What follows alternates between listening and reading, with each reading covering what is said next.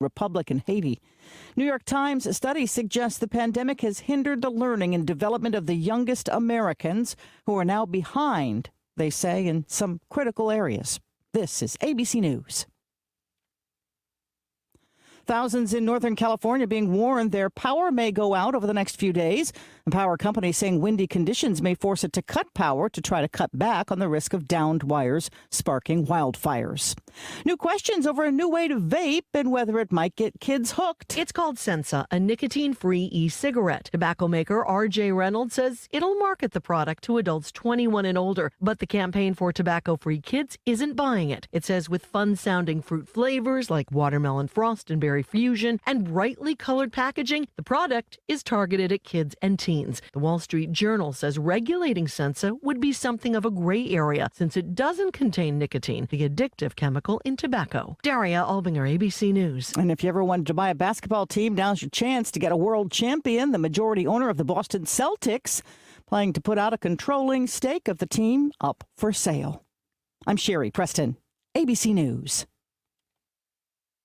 This July 4th, 97.9 FM and 1590 AM, WGBW would like us all to reflect on the words of John Dickinson. Then join hand in hand, brave Americans all. By uniting we stand, by dividing we fall. This message is made possible by Renez Group, offering assisted living, memory care, rehabilitation, and skilled nursing services. If you have a loved one in need, call 715-582-2200 for Renez Group in Peshtigo.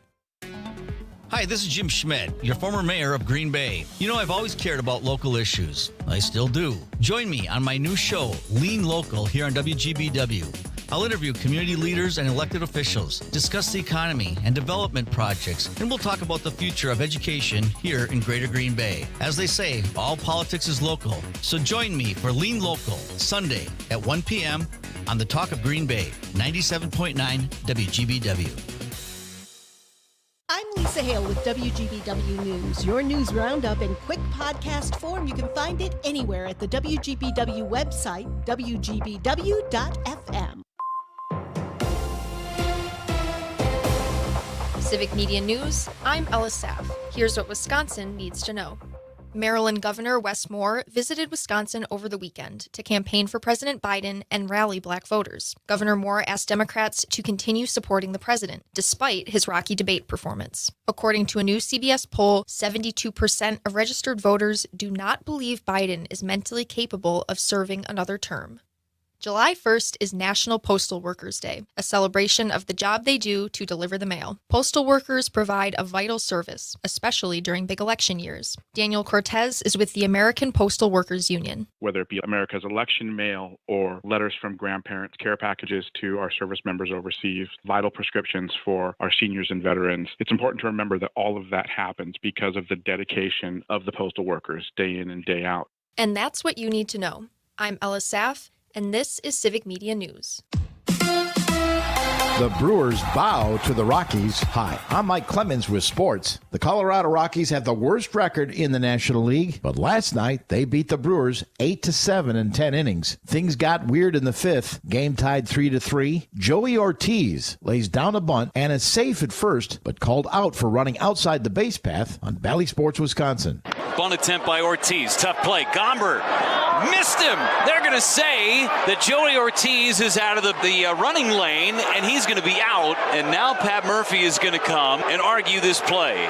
Pat Murphy on getting ejected, even though the replay showed it was a bad call at first. The first base umpire said that he went more than 3 feet away from the player.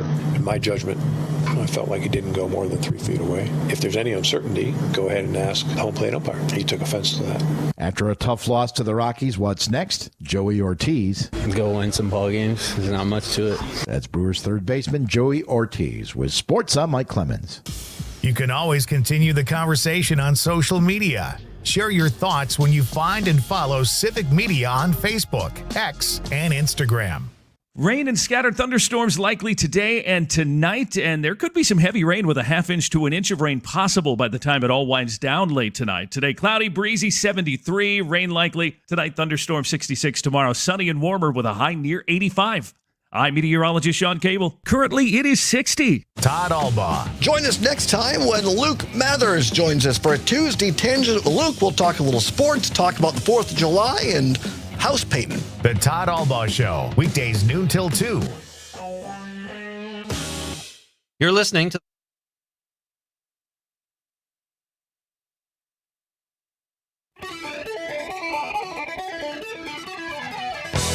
Coming to Northeast Wisconsin live from the Civic Media Studios and featuring TV and radio broadcast veteran John Maino, along with the City of Green Bay's longest-serving mayor, Jim Schmidt. This is Maino and the Mayor.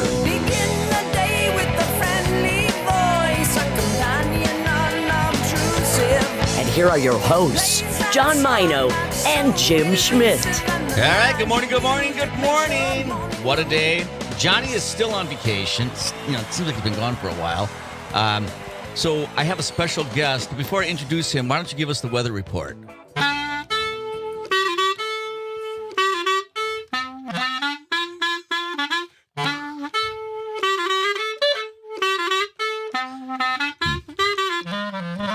All right, that's the weather report from our special guest, Kevin Van Ness, of course, who Talk of the Town, a musician, one of the stellar musicians in the state of Wisconsin, taught at Washington for 40 years. And so you were playing what?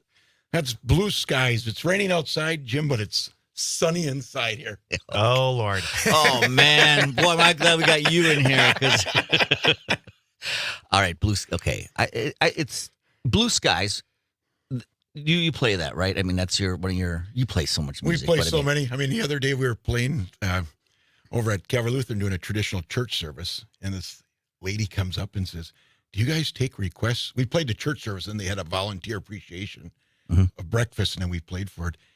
And she said, "You probably won't know this old. I'm 93 years old. Oh. My name is Margie, and my birthday's today, and I don't know if I'll be around to hear it live again."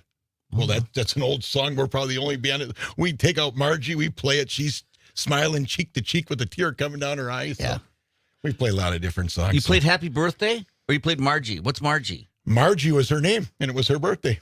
Okay, so you played Happy Birthday. We played the song Margie for her. I've never heard the song Margie. You never heard the song Margie? Have you, Todd? Todd, am I alone here? I'll be honest with you. I've not heard that one. And Todd knows, like, music. All right. Is that right? So, okay. We'll hear it.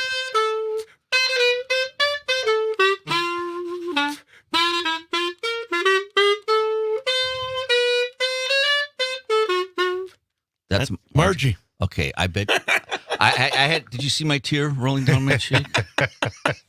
Let's get out of here. That's cool. I mean, how many shows do you play a year? Kevin Van Ness and I'm the probably Packer out band. at least 100 times. Either I'm with Talk of the Town, I'm with Daddy D's, I do the Packer band. Right. That Packer band, I always look for you there. And then any other fill-ins we do, Jim, it's just a lot of fun. It's just the power of music, the way it can change people's minds and attitudes and personalities. It's just unbelievable. We were talking before we came on the air with Todd about, you just kind of said that, but how kids at Washington is a little tougher school. You know, that's where you taught for 40 years. Without a doubt. I mean, there's a lot of environment and home issues that you're dealing with that you went in a regular school. Right. And then to get those, kids all together in a team environment where they all have to work together is also a tough thing. And, like I said, we did 10 sellout Widener concerts. Yeah. And then we moved over to the KI and we did indoor picnic where people had a big picnic. Yeah. And we did 20 sellout the whole place. And some of those kids were not really Dean's List students. Oh, by no means. Academically, they would fail math and science, but they come to your class and they were very smart kids. They just, didn't apply themselves. But when it came to music, we had them with the attitude, you can be the next Michael Jackson on stage. And they proved, when we go to the competitions with the WSMA, which is kind of like the sports WIA, we'd get most disciplined band in the entire competition in the city. Yet you'd be reading us in the paper about you guys had behavior problems. But when it came to the band, I'd have the kids would snap up their instruments. I'd have one of the students would actually warm up the band. And the judges coming from Madison were like, are these the same students I'd read in the paper? Yeah, right. These kids are unbelievable. Yeah. The parades and stuff in the summer, some of them get on TV or you go to a parade or whatever. Nothing upsets me more than watching the marching band and they're not in time with their steps. Because I remember our band director, Mr. Pipolo, was like, 1, 2, you knew what you were doing, right? I mean, and pinwheel turns and all that kind of stuff out on the field. When I taught at Lincoln High School, Manitowoc, when I started my career, that was a competitive marching. Competitive marching is a whole nother ballgame. And we had those kids rehearsing every day and then 3 times a week after school, almost more than a football team. You don't dabble in competition. Either you do it or you don't. Right. I just never understood how you could be playing an instrument, keeping time and not walking in step. To me, it just, do that just because you do. So to watch kids kind of just meander down the street, it's like, what? Come on. And I do think there's a lot to be said for discipline in music. I mean, you not just because you got to practice every day, but I'm just, you've got to really be sensitive to the next chair, the next, group of instruments, and you got to listen. You got to keep one eye on the conductor, one eye on the music, and I think. Without a doubt, Jim. I mean, we were running 500 kids in band, and each one of those bands were over 100 pieces. I mean, one student with a different mindset could wreck the whole band. Exactly. Yeah, that's what it is. You And in sports, you have the luxury. If a guy's not doing and my kids were in sports, so they're great. I believe in sports as well. But if you're having a bad game, the coach can pull you out.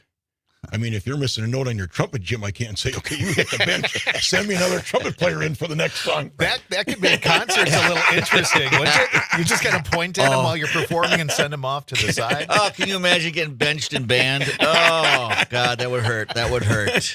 But the other thing, if someone has a talent for music or I guess an aptitude for music, they can go on to do some pretty great things. I mean, I look across the street at Schreiber, it's a, $6-7 billion company. And, the guy who ran it, Mike Haddad, he's just a great bass player. He loves music. A lot of these hospital administrators, they got, I don't think they had a career, but a background in music. Some of them played in bands, and that whole doctors in recital, my kid's a doctor now, and she, played violin and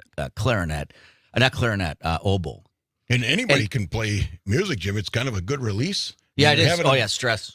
Stress. You're having a bad day. I can go get the horn out and blow it for an hour. Your whole different attitude, and it's a lifelong skill. Yeah. She used to, when she was a little kid, and we'd have to discipline her for something, and she would just go and pick up her violin. She'd play like really hard because like she was mad. Yeah. But I didn't care as long as she was. And it's addicting, like working out. I mean, I still all the times I'm playing, blowing about 2-3 hours a day.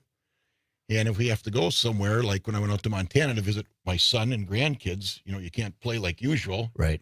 And my wife would say, you need to just take the horn out and go down and practice or go outside and play a while. Because I can just tell you're antsy that you can get the stress out. Right. Get those hours. And it's almost like a runner that missed their day of running. Yeah. That.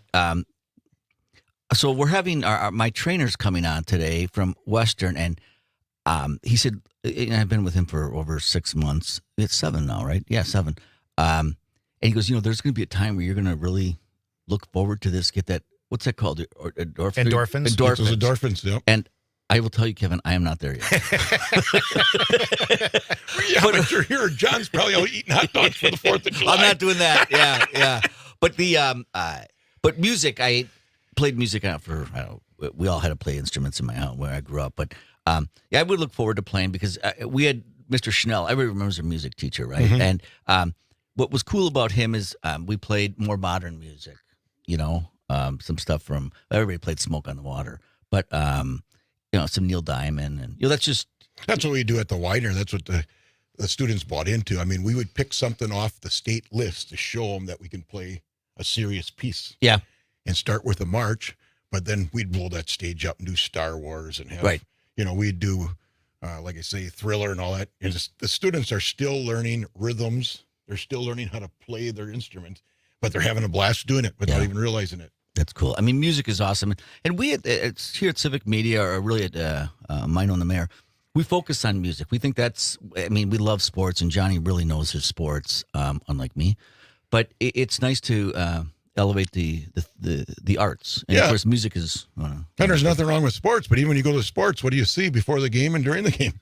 Music. Yeah. So music is all over the place. Yeah, it is. All right, so we're celebrating July 2nd today. It is. It's the 2nd. And I just want to tell people what they're listening for today. But Mary Rohde's coming on, and I think many of you know her. She works with On Broadway. And we're going to ask her what's all going on with the 4th.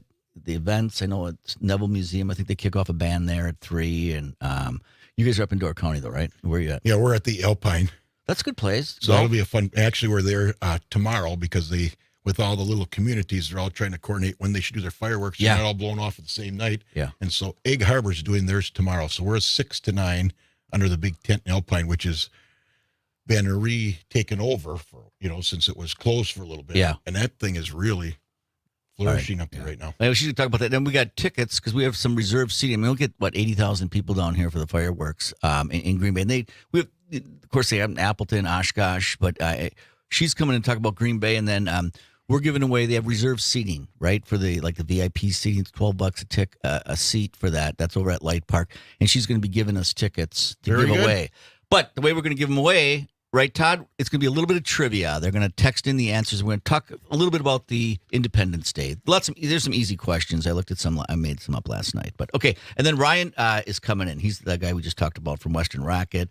The T-Rats have an awesome event coming up at Fox City Stadium to honor the veterans on the 4th of July. So we're going to talk to Rob about that. And Andrew Amuzzo, you'll recognize him. He's the TV 26, NBC 26, I should say, reporter, and they've got a different system of covering. They got somebody located in Fond du Lac, somebody located in Oshkosh, somebody located in Manitowoc, and he's the Green Bay guy, so that'd be fun. And then Lieutenant Shauna's coming in from the Green Bay Fire Department. She's going to talk about fire safety, and of course, we have Elf's Gifts coming in as our small business spotlight. That should be fun. I'm sure John's going to miss that. He'll be sorry he missed it, but we'll take good notes. That's right. So what else is going on today on the 2nd? Hey, July 2nd, it's World UFO Day. You believe in UFOs? You know what? I know the most credible sighting was from Jimmy Carter, right? Isn't that why everybody says they're kind of UFOs? Isn't he the guy that said he saw one? Am I right on that? I don't remember that, but maybe. I thought that UFOs were like, movies. I didn't say anything. It was an air balloon or weather balloon, I mean. But I think Jimmy Carter was the one who gave it some credibility. I have to look that up during the break. Okay. Check it out. Hey, how about you, though? Wait, we're not. I know Todd does. He's totally into ghosts and stuff. Todd, right? Do you believe in UFOs? Well, I think if we think that we're the only thing in the universe, I think we're ridiculous to think that. Yes. Definitely. So Todd might be an alien. He might be the producer of this program is an alien, Jim. People say that. Could you... You guys get so defensive. That's not the first time I've heard that, where I say to somebody, do you believe in UFOs? Well, do you think we're the only ones in the universe? You should say, well, yeah, I think there could be something out there, but they're defensive people. But he does I don't think that was very defensive. I just stated my feelings, but obviously they're different from yours. I'm very sensitive. He's a good person, alien. I still love him.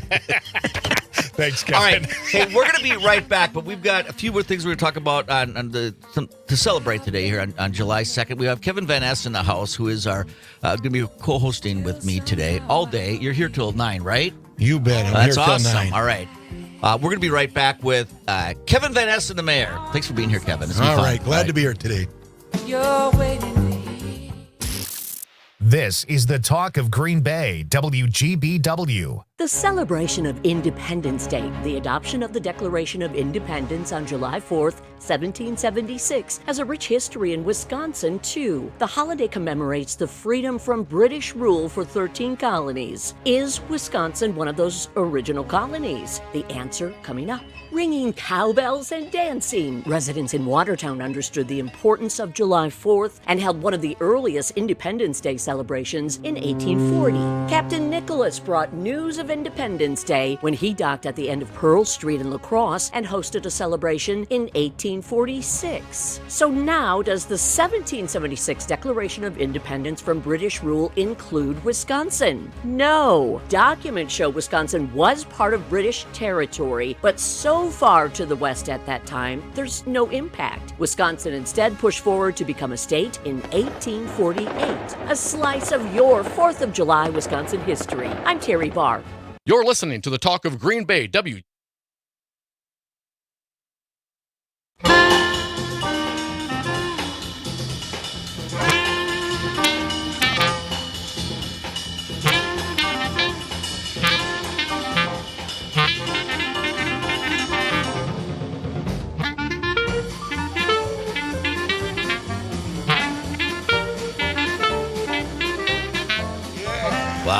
For the record, that was live. Kevin Van Ness is our guest host today.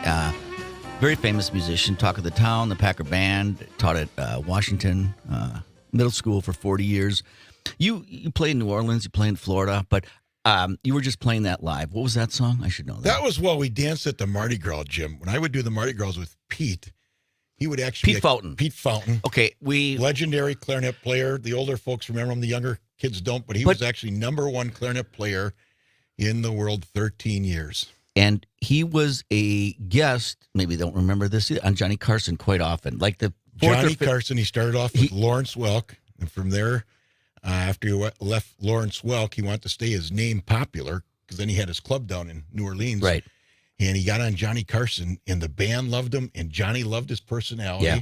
He was just a common folk. I mean, when I asked him, I said, you were on Johnny Carson 58 times. You played for the Pope, 1 million people. You know, you were voted 13. That must have been cool. He said, Kevin, I had the most fun just regular folks like you playing in my club every night. I mean, that's the down-to-earth guy he was. Yeah. He said, I never went to become famous. It just came to me. Yeah. I just wanted to blow the clarinet. And you got to know him. You actually have one of his clarinets, don't you? Oh, I got to know him. What I did is, because when I was a kid, we had 6 kids, and my dad couldn't afford private lessons. So he had the big wood stereo that you people used to have back then, and he'd buy me records of it, say, play along with this guy. And I'm like, I'm trying to play Mary Had a Little Lamb.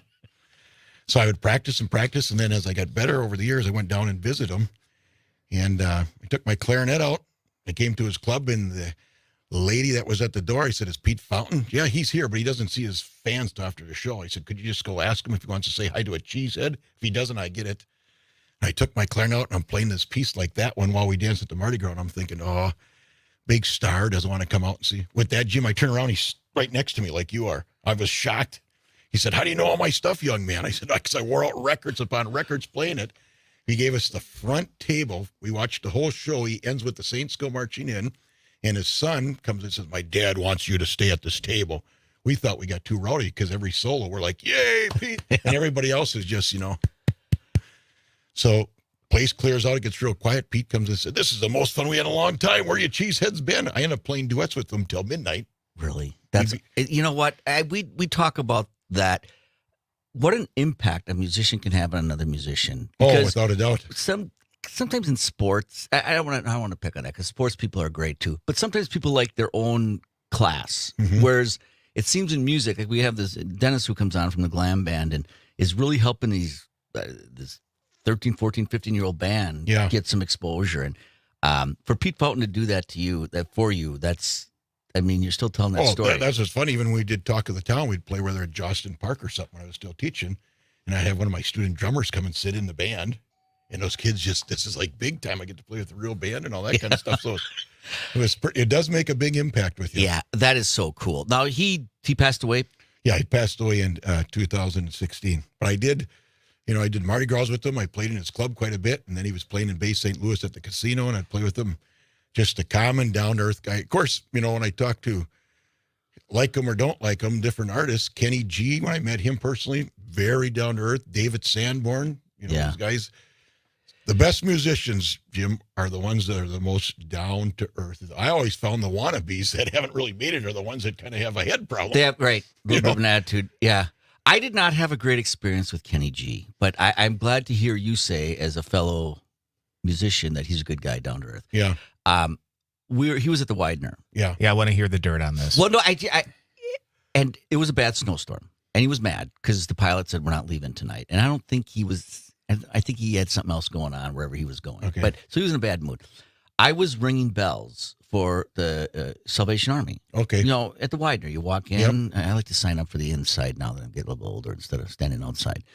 And his manager came in because he was signing autographs ahead of time. That guy signed CDs ahead of time. And his manager came over and said, you got to stop ringing the bells.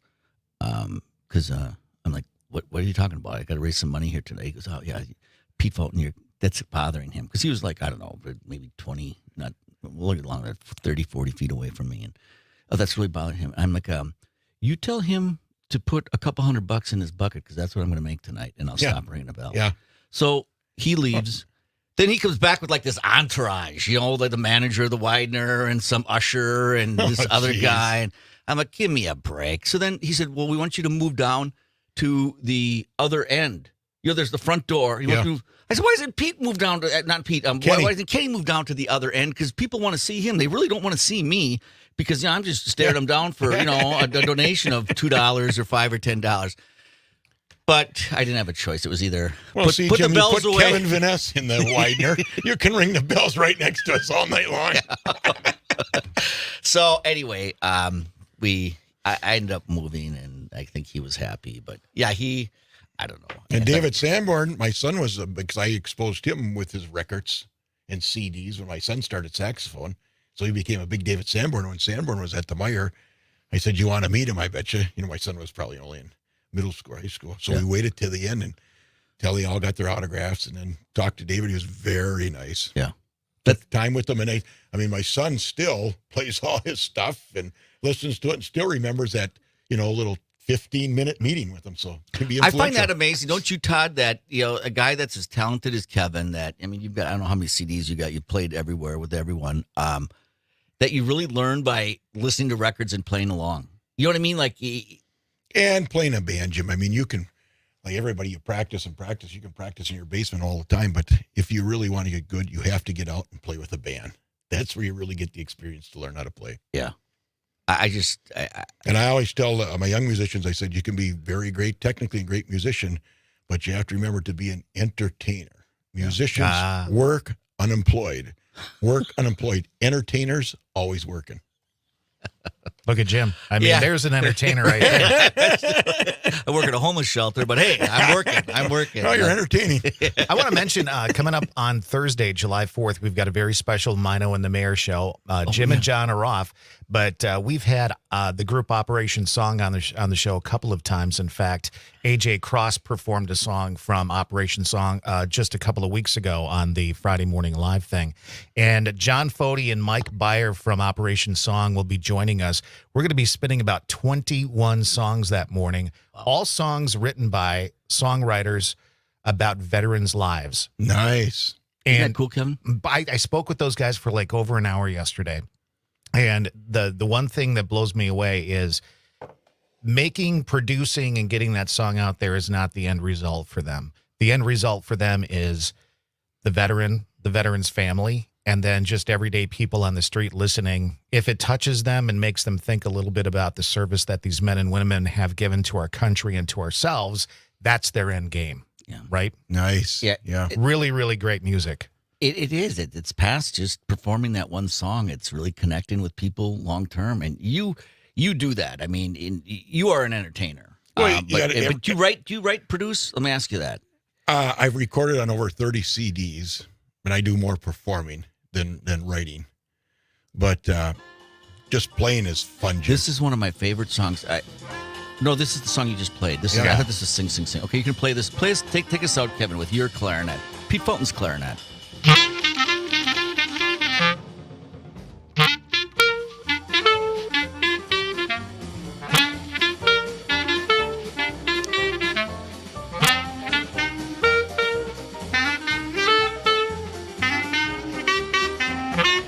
That sounds awesome. All right, we're going to be right back. This is Kevin Van Ness and the Mayor, Jim Schmidt. The Talk of Green Bay, WGBW. Enjoying this local program? Find the complete Civic Media lineup at civicmedia.us or the Civic Media app. So you're starting to pull your menu together for your 4th of July picnic. Well, guess what? This year, you might be able to include Wisconsin sweet corn. I'm Pam Yonke with a quick update on what's happening in food and farming news on a Tuesday. Scott Skelly from Skelly's Farm Market in Janesville says that's the plan anyhow. He said their farm market works very hard regardless of the weather to make sure by this time of the year you've got something sweet coming your way. We typically will plant corn sweet corn every 3 to 4 days, so we always have corn coming on at peak ripeness. Well, sometimes you got to mess with the varieties a little bit. If you got too much rain and it was 7 days you weren't able to get in, then you might go back and plant some that might just have a couple quicker, shorter day ripening to kind of help balance that out. And it's somewhat of a guessing game, and you just kind of hope for the best and hope that the weather, it'll all even out. But, really with sweet corn, you want corn that's not chewy. As much as we're used to eating that from canned corn corn or frozen corn from the grocery store, people tend to like a tender sweet corn. Scott Skelly from Skelly's Farm Market in Janesville trying to find something sweet for you on the 4th of July. Obviously, you're going to have to check your local farmers markets to see exactly how sweet corn becomes available in your area. But the good news, it's on the way. What does life on the cutting edge mean to alfalfa grower Dan Sheps? Harv Extra has been very consistent on our test results from first crop through fourth crop. The higher quality has allowed us to feed more alfalfa haylage in our diet, and cows are able to have a higher intake with a higher quality forage. What does life on the cutting edge mean to alfalfa grower Riley Lepenka? Making hay has changed so much now with Harv Extra alfalfa. You don't have to be tied down to a certain cutting window. That saves us a lot of headache, a lot of cost, wear and tear on machinery, you name it. I don't see any farm that it wouldn't work. Any kind of operation, if you have 10 cows, 10,000, it doesn't matter. What does life on the cutting edge mean for alfalfa growers? Flexibility, yield, or quality? Harv Extra alfalfa with Roundup Ready technology gives you an extra edge every time you harvest. Hear grower stories at harvextra.com. And grocery store chain Meijer has decided to add more locations to their Add Milk program. The program is a partnership between the U.S. Department of Agriculture and Auburn University's College of Human Sciences Hunger Solutions Initiative.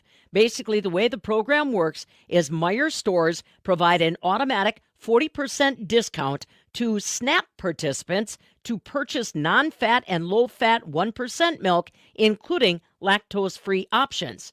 Meijer is located in Illinois, Indiana, Kentucky, Michigan, Ohio, and Wisconsin. And with this new change, that's 500 stores across those states offering that nutrition incentive program.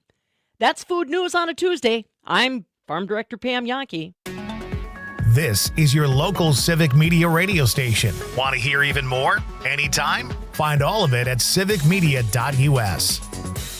Rain and scattered thunderstorms likely today and tonight, and there could be some heavy rain with a half inch to an inch of rain possible by the time it all winds down late tonight. Today, cloudy, breezy, 73, rain likely. Tonight, thunderstorm, 66. Tomorrow, sunny and warmer with a high near 85. I'm meteorologist Sean Cable. Currently, it is 60. Hi, I'm Kamiko, the founder of Miko's Hot Chicken. When we started our family restaurant, we were also raising a family. But let me tell you, it wasn't easy. Our Chase Ink card was there to reward us on all of our business needs. Now we have a thriving location, and we're hungry for more. With the Chase Ink Business Unlimited card, you can earn unlimited 1.5% cash back on every purchase, so your business can go from here to possible. Chase for Business. Make more with yours. Real business owners compensated for their participation. Cards issued by JPMorgan Chase Bank and a member FDIC. Subject to credit approval. Terms apply. Are you a veteran who needs assistance? Do you know a veteran who needs help? The Wisconsin Department of Veterans Affairs is here for Wisconsin veterans, their families, and their survivors. We can help connect veterans with services such as medical care, financial and legal assistance, housing, mental health services, substance use treatment, and more. For more information, please visit wisvets.com. That's WIS vets.com. Sponsored by the Wisconsin Department of Veterans Affairs. Maino and the Mayor in the morning, and the talk.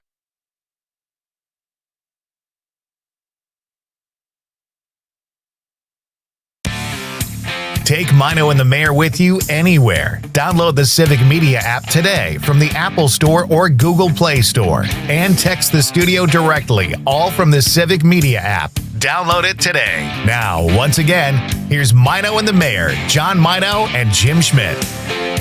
All right, welcome back, everybody. As I said earlier, Johnny's on vacation, so Kevin Van Ness, probably the most premier musician in the state of Wisconsin, is joining me today. Oh, you're so kind, Jim. How much do I owe you for that? Well, you got 30 CDs. I've seen you play a million times, and you've played. Been blowing for 45 years, thousands of gigs, so yeah, I guess I'm out there well. Yeah, that you are.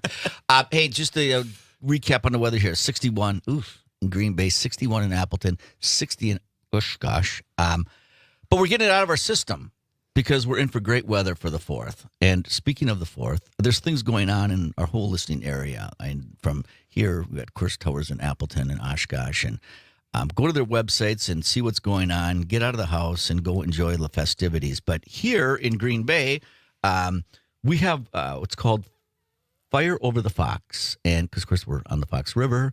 We have great seating, great parks. And Mary Rohde is kind of in charge of that event. And we'll have 80,000 people down here, Mary. So what's going on? Good morning. Yeah, thanks for being here. Yeah, happy to be here. Yeah, this is going to be great. So how long have you been with On Broadway? Oh, gosh. I stopped counting at some point since just after Thanksgiving last year. Nice. Well, yeah.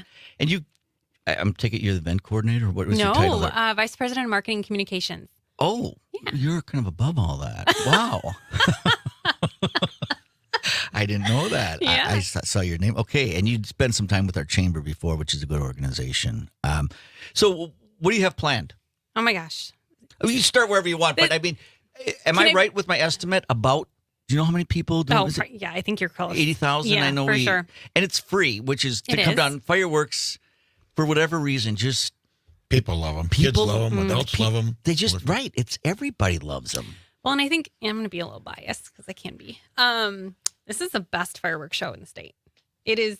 Yeah, this is a good one. Bar none. I mean, you add in ambiance, environment, location, things to do, add it all up, and it is the best. You're not going to get an argument here. I mean, Yeah. So, but I just, Manitowoc has, the festival does quite a few, and they're your They do. sponsor, right? They are. Yep. Yeah. And Yeah. they've done- Gosh, I looked at their website the other day. They have to be well over 20 or 25 communities that they do these fireworks in. Wow. Yeah.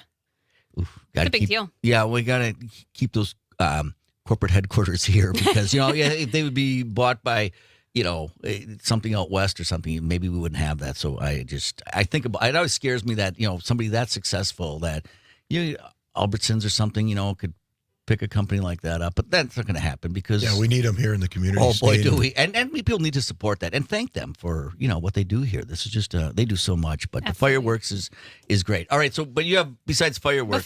Besides the fireworks, we have 6 stages of entertainment happening, which, again, is amazing when you think about it. So throughout the day, it starts at 3 o'clock. We say it goes until 10:30. Fireworks are at 9:45, so give or take a few minutes there. But yeah, over 6 stages of entertainment, and each stage is a little bit different. So there's a kids entertainment stage as well. So that leaves 5 stages for music. But we have, I know you had Frank on yesterday, but we have the return of the Sanimax Latino stage. This stage was so popular last year. There were crowds the entire day in front of this stage. So Sanimax was gracious enough to sponsor this stage again, and they're bringing it back this year. It will be in Light Memorial Park.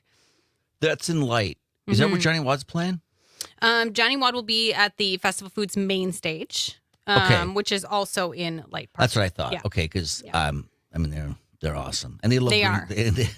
Yeah, they are good. Hey, I want you kind of jump the kids stage. I mean, that's kind of a cool thing. And we're going to come down at 3 o'clock. I mean, we used to start this earlier, and there's 12 people down here. So I mean, because when you get down here at 3, you're going to stay. Sometimes they'd go home, come back, but 3 o'clock there's tons of food and food tents and ice cream but tell me, where's the kids stage? So the kids stage is on right along the Fox River. It's on the city deck. Yeah. City deck. Okay. Yeah. Yeah, near city deck. Let me guess. I shouldn't say.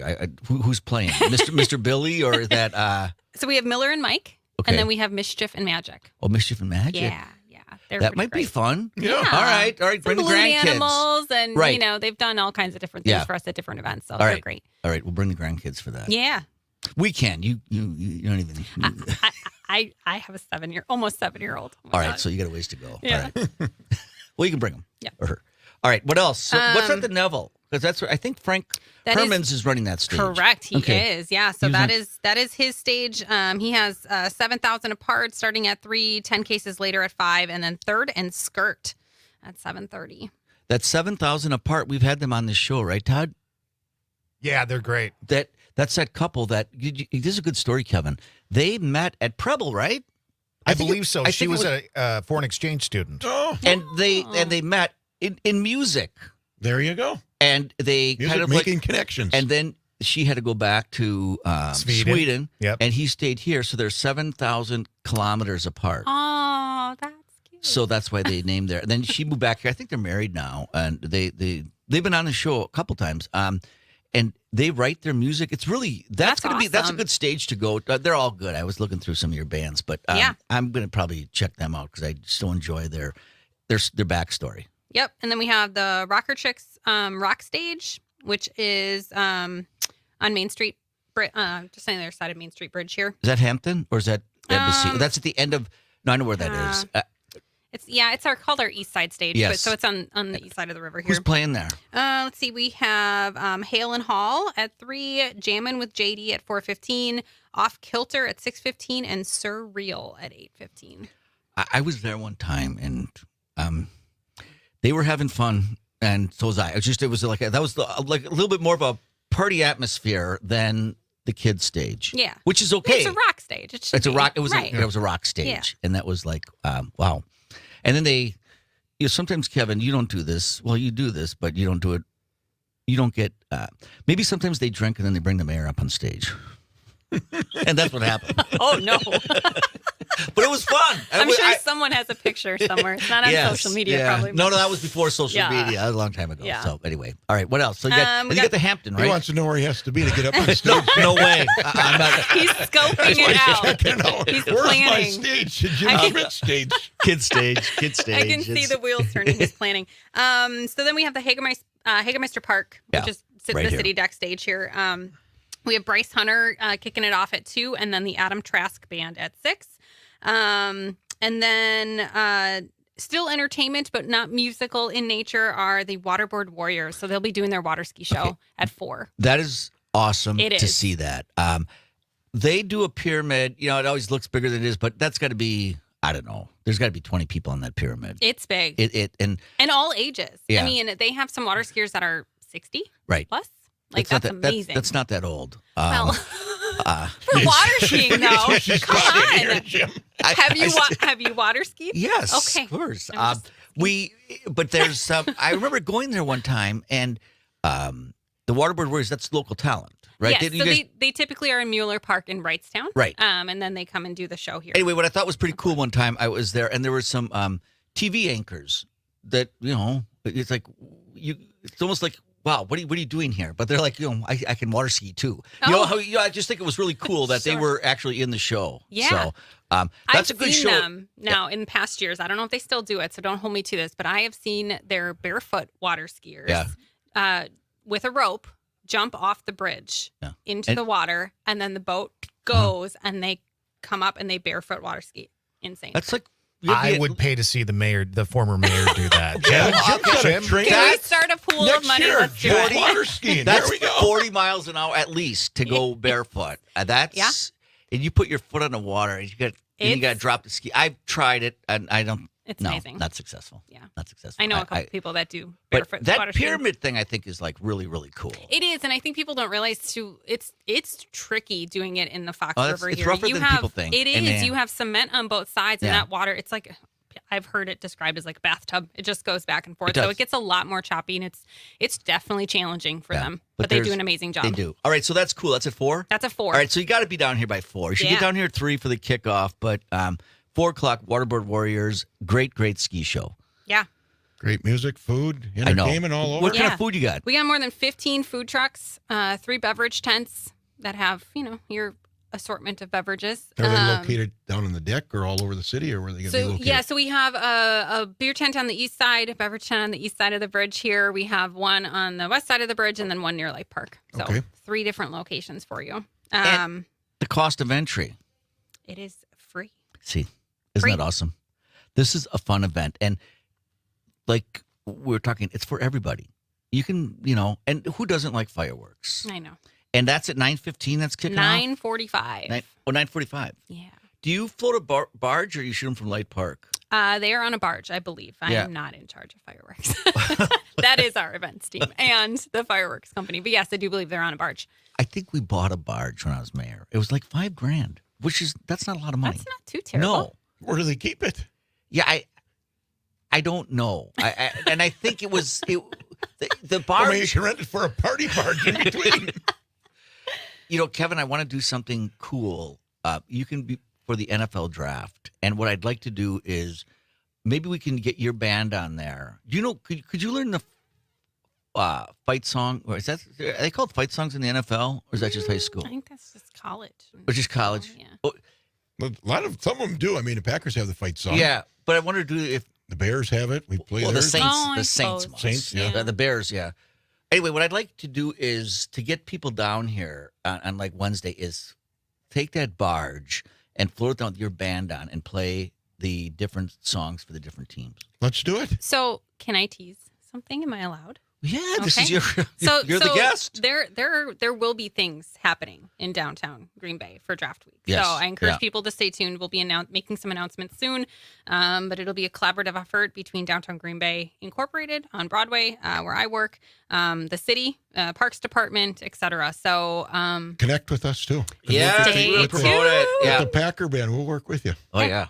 He does. The guy runs the Packer band. There's been many lengthy meetings that I've been a part of. It's super exciting. There's just a lot of excitement. There's a lot of inquisitiveness too. Like people are curious. Business owners are curious. Like, what is this all about? When does it start? When So so yeah, it's gonna be fun.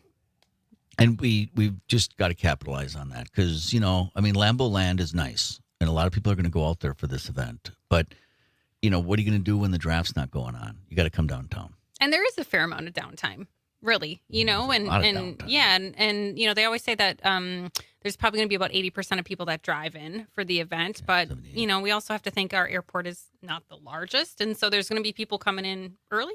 Some people staying late. Right. Some people making a whole vacation of it and heading to Door County or, wherever after or before. So it's going to be something. And I think, Kevin, you got to make some money that week. I think everyone in Green Bay, I've said this on the show many times, should make at least $2,000 that week extra for Christmas or something. Setting up, taking down, bars are going to probably be open till 4, so you could always be, there's just so many jobs out there that people can get. My brother's just going to Uber driver. You can just do that online. You don't even go take a test. Yeah. You just and you can pick your hours so you can drive like during the day if you don't want to drive at night. I'm going in. I'm going in big. I'm renting out my house. Are you really? Oh. I swear to God. Right, Todd? That guy came on? Yeah. Are you renting it to somebody you know or just No, randomly? this guy. No, the reason I'm going with this company is random people. No, it's not. It's not. That was who was that? That was John. John's back. No, that was Todd. They really do the background checks. They do the insurance. They put the keypad on there, and it's a lot of money. I mean, you net. I hope so, Jim, Oh, because they were gosh. talking to somebody in one of those Packer houses, and they were inquiring about having the Packer band make an appearance.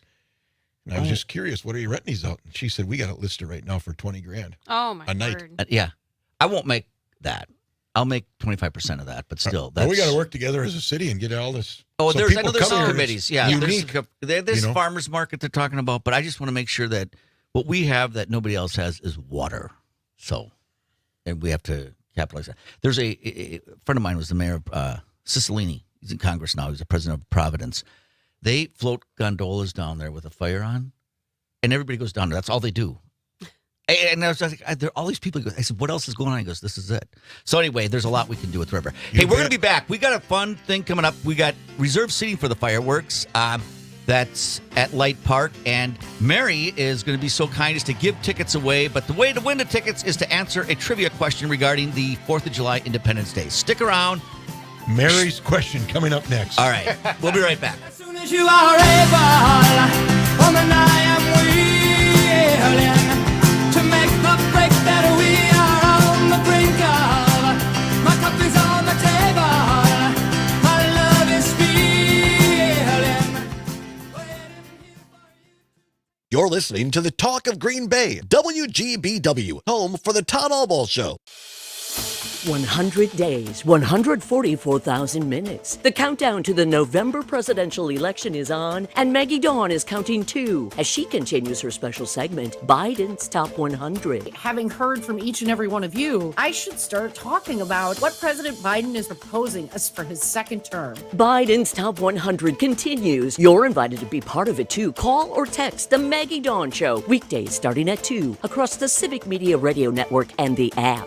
The Todd Alba Show. Brady joining us live via phone. I tell the guys before every game, and honestly try to do it before every practice, challenge is going to come. This team is not just going to show up and allow us to walk all over them and win. Really what matters is how are we going to respond to that. And if you can adapt and use it as a learning opportunity, it's going to set you up to go accomplish darn near anything you want to. I think there are a lot of people that need to hear that message today. The Todd Alba Show. Weekdays noon till 2 on your local Civic Media radio station and on the app.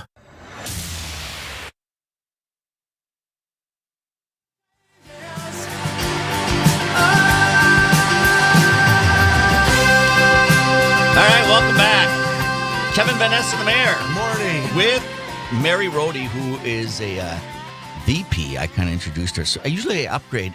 You are the VP of On Broadway Marketing and Communications. Thanks for being here. And you talked about all the events going on for the 4th of July, and many, many, many communities have events. So I just encourage everyone to get out of the house and go take advantage here. We've got over 15 food trucks. Starts at 3 o'clock, 7 different stages, a variety of music from kids stage to rock stage. This is going to be a fun event. And we have, everyone loves fireworks. And there's 80,000 good seats because all you do is look up, right? Yes. However, but there are some that are better than others. Have you been to those reserved seats, Kevin? I've been by them, yes. I haven't been fortunate enough to win one. A little sharp. I'm one of the 80,000 looking up, Jim. They have reserved seats, and it's very cool because it's a nice padded chair, and it's first come, first serve, but there's a lot of chairs there. And we're going to give away tickets. We're going to give away, I think we're going to give away 2 an hour. And the way you win the tickets is, how do you win it, Todd? Download the Civic Media app. That's exactly what you got got to do. do. You want to call in?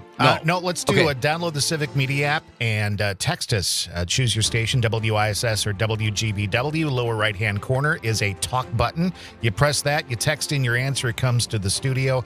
And the first 2 correct answers right now. Or do you want to do 2 questions, Jim? Well, let's just start with the one. What's this music? This is our trivia music. Suspenseful. Well, that's trivia. I was going to say this is. Okay, jeez. So I'm trying to listen to you, and I'm trying to listen. What's he playing? Okay, all right. This is our suspenseful trivia music. Thank you for listening in, Mary. The question for our listeners regarding the Independence Day, 4th of July. Yes. The question is, what is the most popular food item consumed on the 4th of July? Food or beverage? Food. All right. Okay, that's the question. You can win 2 reserved seats at Light Park, VIP seating for the 4th of July Fire Over the Fox fireworks, thanks to On Broadway and downtown Green Bay. So the most popular food, now think about it. I would think it would have to do with outdoor cooking. Wouldn't you? I don't know. I don't think it's coffee cake. But I don't know. It's not lasagna, Jim. It's not, right. Right. That's what I think. I can eliminate things. I would say I wonder if it's, I think, well, I don't know how to say that. Okay, Todd, we getting anybody? Okay. We got a winner already. Ooh. We do. We do. Okay. And the right guess is? Hot dogs. Hot dogs. Ding, ding, ding. Ding, ding, ding. Where's the bell? Congratulations to Carl in Green Bay. All right, Carl, congrats to you. And Carl, just for the record, there are over 150 million hot dogs eaten on the 4th of July. I mean, think about that. There's only 20 million people in the United States that we're all going to have, that's a lot. That's incredible. A lot of hot dogs. Half one. But yeah, it's and what do you put on your hot dog? I'm a ketchup girl. See, that's it for me. My brother doesn't like ketchup. How about you, Kevin? Ketchup, mustard, pickles. The works. The works, Jim. The works. Got a little onion on almost it. like a Chicago-style hot dog. Okay, little onion. The City Band concert plays at St. James Park, and I live over there. And I have people come on Wednesdays, and I'll put out a hot dog bar, and I'll grill the hot dogs, but then I have chili, cheese, sauerkraut, you name it. Okay, we're talking to the towns playing for the last one in July for the big band night. We'll be over. Yeah. Are you playing the last one there? Yeah, at the end of July, it's big band night. Okay. So I'm bringing in my horn guys and myself featured with the city band. That's going to be great. Okay, we're having a civic media party at my house. We're going to have a hot dog bar. And you come over, you don't eat before the show, I bet. No. So after, come over. I don't. It's just clarinet and blowing a hot dog through just doesn't work well before the show, Jim. All right. So, Mary, what else? We're here to talk about Fire Over the Fox, and that is just a great event. And like you said, it's free. There's a lot to do. What else is going on Broadway? Oh gosh, what a loaded question. I know. Well, we got a little time. 2 minutes. So every Sunday we do free music at Light Park. So we have the 11 amp Green Bay Music Series. You come on down in the afternoon on every Sunday here through summer and hear free music. And this is probably some of the most diverse music you'll hear in the area. We focus really hard on bringing diversity through arts and culture and music into the Broadway district and everything that we do. So some great free music happening every Sunday. What time does that start? 3 o'clock. That's yeah. All right, so 3 o'clock on Sundays, back to Light Park after being there on the 4th. Come back on Sunday. Yeah. All right. We have our awesome farmers market, the destination, your destination. It should be your destination. Every Wednesday night here through summer, actually through September. 10,000 people every week come and pack that market. Again, we have live music. We have 2 different stages at that event, over 110 vendors. And it's the place to be every Wednesday night. It's packed. It's the place people go after work. People come down with strollers and families. It's just awesome to support all of the local vendors and local businesses. Yeah, it is. And the brand of a farmer's market is cool because that helped, but it's much, much more than that. I mean, it is. That's an event market. That's why I call it a destination. Yeah, it's a social gathering. For it is. really is. It really is. And like she said, there's people pushing strollers, and then there's people that are just out with high school kids. And, there's no age demographic to that. It's just, there's people who I've seen come down and they'll go and they'll grab their loaf of bread and maybe a couple a bunch of flowers and things like that, and then they'll go park themselves on the picnic table by our main stage and just grab a beer and listen to music. Yeah. So and the food is good there. It is. You We have great food trucks. food. I teach a class at NWTC, and one of the projects I have the kids do is do a food truck. The cost, the marketing, the food items, and food can connect you with the country. It really, you can learn a lot from a food truck, the African food truck you have. Well, anyway, I field trip. We go down to the farmer's market and walk around. And why did you go? And I give them money.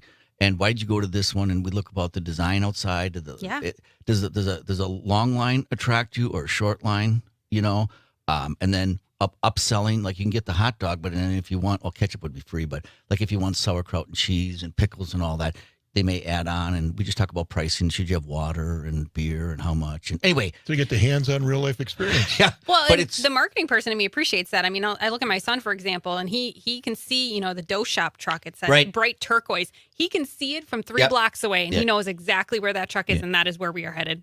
She spoke at one of my classes, so yeah. I mean, you have some. All right, so that's coming on to. All right, we got 1 minute left here. Fridays Over the Fox. We want to thank Festival and on Broadway and downtown Green Bay because it takes a lot to put on an event like this. Yeah, this event really wouldn't happen without Festival Foods and their amazing support. So make sure you put it on your calendar. Come on downtown. We do. 3 o'clock starts, 7 stages. Do I have 6 that right? stages. 6 stages. 6 stages. 15 food trucks or more. Dude, I was trying to get you a stage. Next year. Top of the town will be on one of the stages next year. Let's chat for next But year. I got to tell you, Carl, the guy that won the tickets, also texted back and said, "Can I show up at Jim's hot dog bar?" So I gave him your address. So open invitation. Carl, Carl, that was I moved, Carl. I'm over on Crook Street now. He wants to know if we're gonna have fireworks too, Jim. After, hey, I could maybe do that. So I'll buy them on the 5th when they're cheaper. So hey, thanks a lot, Thanks, Mary. for coming in. Thanks for Thanks what for you're having doing me. for Broadway. Sounds like a great event. Yeah, and you make the downtown a downtown. Thank you. And I think that's awesome. So all right, we will see you on the 4th of July downtown. If you're one in of the area, stages. get downtown Green Bay. Right. All right. Thanks for being here, Mary. Thank you.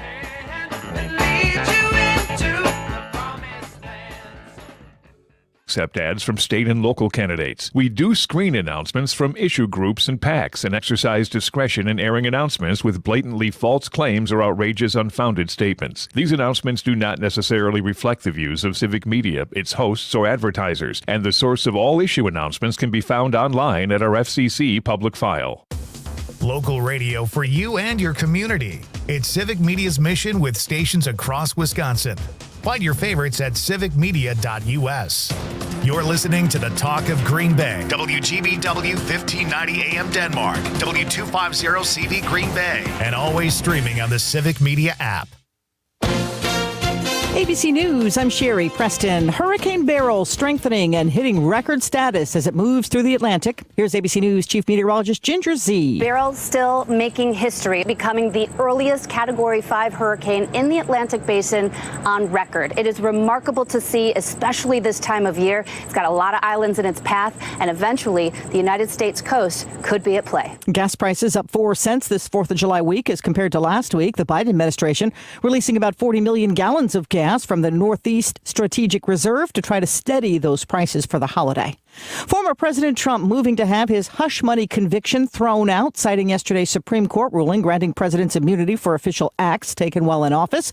They say it's because juries saw evidence they believe should have been protected by presidential immunity.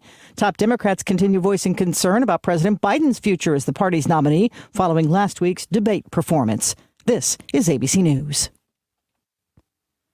Hearings are underway now on Capitol Hill on a measure to try to fight deep fakes. The Adobe Photoshop of the 1990s has been replaced by countless apps that can visually place people in sexually explicit situations without their knowledge or permission. What deep fakes can do is create either images or videos that anyone watching would believe was real. Texas Republican Senator Ted Cruz is co-sponsoring legislation with Democrat Amy Klobuchar of Minnesota that would require social media and other websites to remove non-consensual explicit images within 48 hours of their posting. Jim Ryan, ABC News. The family of a Chicago woman missing for nearly 3 weeks in the Bahamas now asking the U.S. government for more help. 41-year-old Taylor Casey was last seen during a yoga retreat in the Bahamas. Police there say they found her phone in the ocean.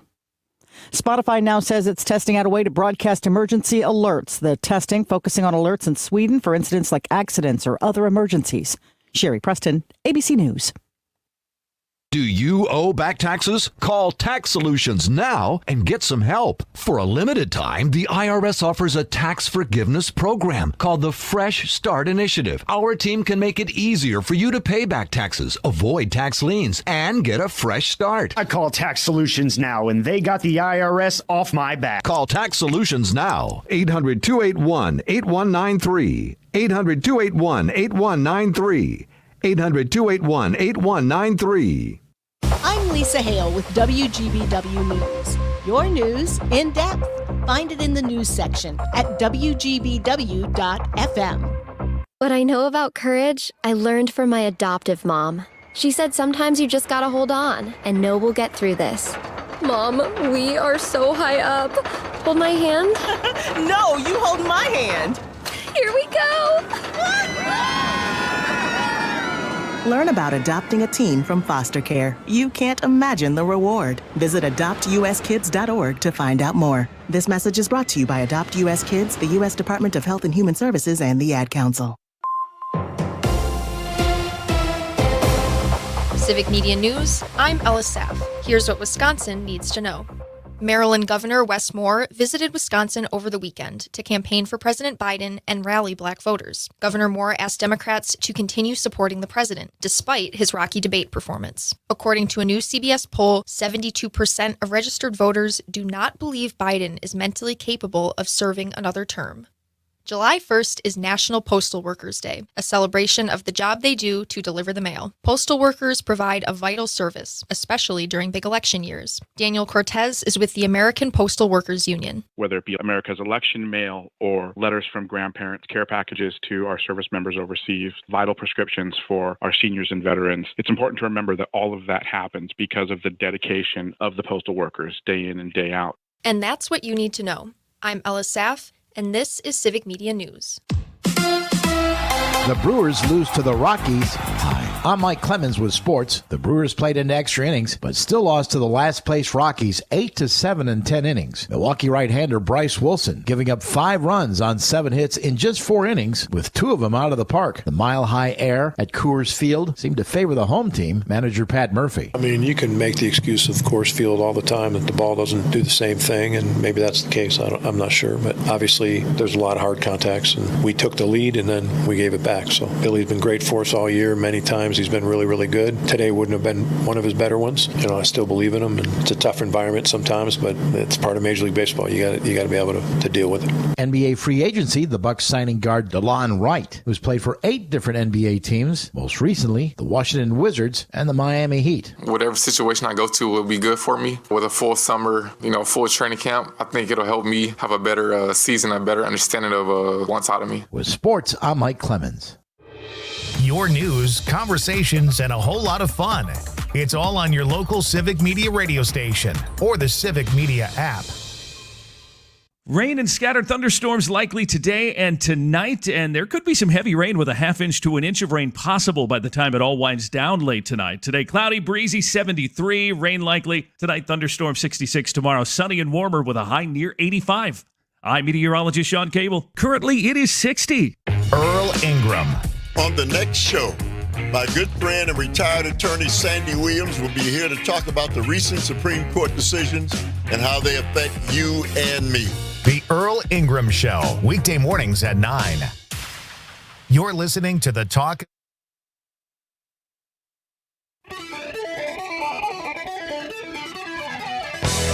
Coming to Northeast Wisconsin live from the Civic Media Studios and featuring TV and radio broadcast veteran John Maino, along with the City of Green Bay's longest-serving mayor, Jim Schmidt. This is Maino and the Mayor.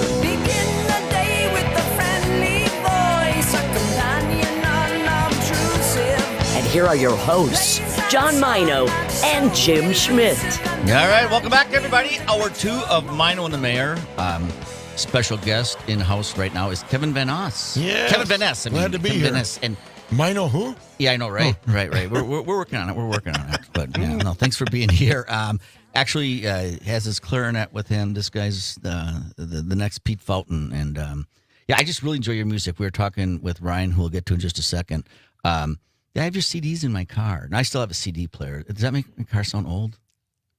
A lot of people have CD players that are actually complaining that the new cars don't have CD players because I know. they have the CDs. All right. Hey, but okay, I want to thank one of our sponsors before we get going here with Ryan.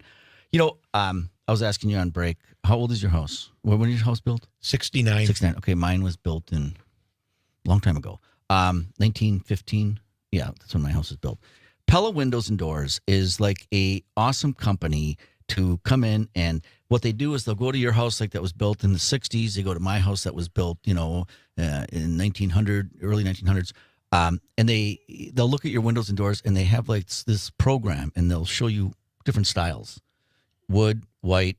I forgot what it's called. They got the wood going through the window, arched windows. I have arched windows on my third floor. And they do all that stuff, and you look at it, and it doesn't cost anything for them to come in. So they evaluate like your leakage and stuff like that? And totally, and I was just going to get to that. The return on that, it was expensive, but it was like 2 years was our payback because of the heat we were losing. Wow. Those old houses, though, they didn't know what they were doing back then with windows and doors. It's I never worry about an earthquake. That house isn't going anywhere. The walls are just those. So everything's done, Jim. After they replace them, you don't have to go and touch up anything or repaint around the windows. It's all ready to go. Yeah. Beautiful. It is. And it's that's just a great company. And they, unlike when I bought my windows, they have great financing right now. I wish you would have had it when I bought them because I had cleaned up my savings account. But it was worth it. I just want to say that it's a great company, great customer service, and the variety of windows that they have, and it's local, and that's Verhalen, right? And they do a lot for the community too. And Pella's a household name, right? And it's nice to do business with people who are nice people to Greater Green Bay and Appleton and Oshkosh. So yeah, Pella, give them a call. Not that the draft is a deadline for a lot of projects, but it is for some people. So call them, get that house all ready, looking great. Pella.com. PellaWI.com. Oh, Pella WI. That's right, the Wisconsin. Worth having them come out and evaluate your house. Yep. So go on the website, look at what they have. Windows, doors, save yourself, on your electric or heating bill, and your house will look great. And it'll last a long, long time. I did that. That was a while ago we did that. So anyway, hey, beautiful. We have a special guest in. I know this guy. Ryan Doro is Western Racket and Fitness. He is a personal trainer. And he has a number of clients.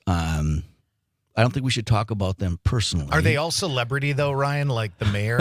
I mean, Jim's probably the most celebrity. Well, you have a lot. I'm sorry about that. Yeah. There's amazing how many people you have there that I know. But I mean, you've got like yesterday, you got Last bankers, I checked, judges. I have 19 clients. You have 19. Yep. But and you've had ex-sheriffs that are there, and just have a lot of your clientele is. But I mean, what lawyers, mayors, right, business owners, right. What I like about it. your place is if they're training, they respect the fact. Except that one guy, they respect the fact that you're training, and they don't visit. Sometimes you go to the Y. I just hated, and I shouldn't say that. The Y is a great facility, but when I would go there, Mayor, what about this? What about the parking ticket? What about Walmart? You that kind of stuff. And I was like, dude, I kind of got to work out because I don't want to be here anyway. You spend anyway. 45 minutes talking to him, taking complaints. I mean, you'd be surprised. I'm thinking. So, Ryan, should we get him down right now doing some sit-ups or push-ups while we're talking? No. We'll see how many push-ups Jim's got real fast. But honestly, you'd be surprised how many people have shown up to work out. Like, I've had clients in the past where it's almost like they just want a friend to talk to. And throughout that session, it's like, okay, we'll go through some workouts and whatnot, but it turns into more of a therapy session for them, so you're Bob Newhart on top of trying to get they say of course. They say that about hairstylists too. Sometimes that's I more believe of that. Just support or talking about your spouse or ex. And anyway, that's a lot of that. Yeah, I mean, but go ahead. Your clientele is a little bit older. Like, I mean, they're not. I think so. They're not 30 middle-aged, years old. older. And my youngest is currently 29. Oh, okay, that's pretty young. Yep. So how long are your sessions, Ryan? Like an hour? 2 of those. What's that? So how long are your sessions? Like if Jim comes in, does he work out for an hour with you or half an hour? 55 minutes, yep. Yeah. We do a warm-up and then 45 minutes for the workout and then 5 or 10 minutes to stretch at the end. One time it was 56 minutes. That's what I call extra credit.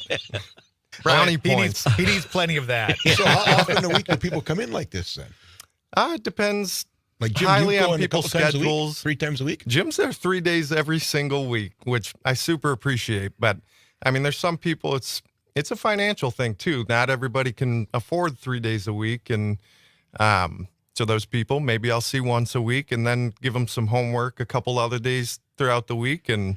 But not everybody does their homework, I'll say. But and that's the problem. It's a difference maker if you can get there 3 days a week. The most I was in shape was when my daughter and I worked out together at Western, but I didn't need a trainer because she would sometimes it'd be 9 o'clock at night. Dad, let's go. And I'm like, I want to go to bed. But sure. You want to spend time with your high school kid, right? So we would do that. And I don't have that anymore. So if I would go once a week and you give me homework, I wouldn't do it. I know that about myself. It's good to be aware. You would call me and say, "Did you do your homework?" And I wouldn't do it. So I would rather spend a little bit of money and be more accountable. Yeah. But tell me about. I want to talk about exercise because we have Bellin come on here once in a while. Actually, every week they come on. Talk a little bit about nutrition. Talk about health. Never too late to start. Never. I mean, my oldest client currently is 77 years old. Can't name names, of course, but it's like I've seen 91-year-olds doing pull-ups. Wow. It's possible. Yeah. And the body was designed to move and get people moving all the time. I mean, and people these days are very sedentary. I mean, you go to work, you're at an office desk or laptop, computer, your phone. Yeah, you spend especially people that are working from home, just sitting on their couch and their underwear, whatever, like just sitting down. And I always like to say that gravity is super heavy. So literally it's pulling down to the core of the earth 32 feet per second, which equates to around 21 miles an hour in a car. So that's pulling down from above, and it's just weighing you down all day, every day. So it's good to balance that out once in a while. Did you follow that, Kevin? Because I didn't. No, I didn't. I mean, there's some numbers there. He basically said, Jim, you have to keep going 3 days a week. Right. Yeah, I think that is what he said. I like to think about it as just reversing gravity. All right. Getting up and fighting that 21 miles per hour pressure. Okay, I got it. But a lot of kids, even when I taught, sometimes I'd take them across to Giuliani's Park and we'd have like the brass section versus the woodwind section. Sure. And I'd say pick teams, whether it's baseball, and they didn't even know how to do it. Some of these kids because they're so used to, we got to move. They're used to just sitting on their phones. I said, yeah, you got to move. It's all part of it. That's wild to me. That's awesome to do that. Talk about nutrition. We had Frank Hermans was on yesterday. He's a friend of ours. Exercising, and he's really done a great job. I don't know, but I think he goes every day. Okay. That's a lot. I think 3 times. Like, if you would call in sick, I would be happy. Wow. I hear you. We'll try to avoid that, Jim, especially for you. I remember you saying that 6 months ago or whatever. You're going to look forward to this someday. Well, that day has not arrived. Your day is still out there, Jim. It is. It's coming in hot. Anyway, talk about the nutrition side of wellness, health and wellness. Yeah, I would say, you could do everything that you want in the gym. I always like to say that it's 80% nutrition and 20% whatever you do cardiovascular-wise, strength-wise, stretching, yoga, whatever, you name it. But as long as, if you're not getting the nutrition aspect of things, then it's just not going to work for you. It's very blunt and simple. So how many hot dogs can Jim have on the 4th of July? Did you see Maybe 1 or 2. Oh, man. I'll accept 2. Yeah. Well, you're not invited over. I was on the way here, and I was listening to you guys talk, and I think you said 1 point some million or 150 million. Yeah, I can't remember hot dogs in 150 a year, million. or just in that day. One day. One day America Ryan. eats 150 million hot dogs on the 4th of July. That's a lot of hot dogs. And then it's not just the hot dog. It's the bun, and it's all the stuff you put on. And we were talking about hot dog bars, I think, are cool with chili and right. And you can put the Velveeta cheese and the extra ketchup and mustard. And then raw onions, fried onions. You can't even see the hot dog. No, jalapenos. So I do that. And you're not invited to that either. So. Okay, maybe just 1 hot dog. So as a society, Ryan, because we're such a fast-paced society that people, in and out fast food restaurant, quick moving, they're eating while they're driving and all this stuff. It's a convenience thing also, So, people want things fast. You pull up Google on the internet and you can find whatever information you want on there in 2 seconds, right? So when it comes to food, people have been trained to get things fast. And when it comes to fast food, they're in and out of that drive-through in, less than a minute? Yeah. And they time it to make it even quicker. All the managers are standing there with a stopwatch. But there's things that we can do. I want to get back. I want to talk a little bit about that. Sure. What I do want to talk about when we come back, though, is as exercise as a stress reliever. Oh, yeah. He's having a baby in, 3 weeks? 3 weeks. 3 weeks. And we were at the club yesterday, and these 2 guys were talking about their wives just had babies, and this is their outlet. They go work out because they're so stressed out with that new kid. Yeah. Right? I've got a story for that. Do you remember that, Kevin? And you lose sleep. What is sleep? But you played, you would go to your instrument. It's a stress reliever, right? Oh, without a doubt. A lot of times. I love that. Isn't that cool? I think that's right. My wife will say, too, some days. That's what I call magic. Go get your sax or clarinet and go play for a while. Right. Get out in the garage and go play. All right. Hey, we're going to be right back. We are here with a personal trainer from Western Racket, Ryan Doro. Talk about stress relief and exercise. We'll be right back.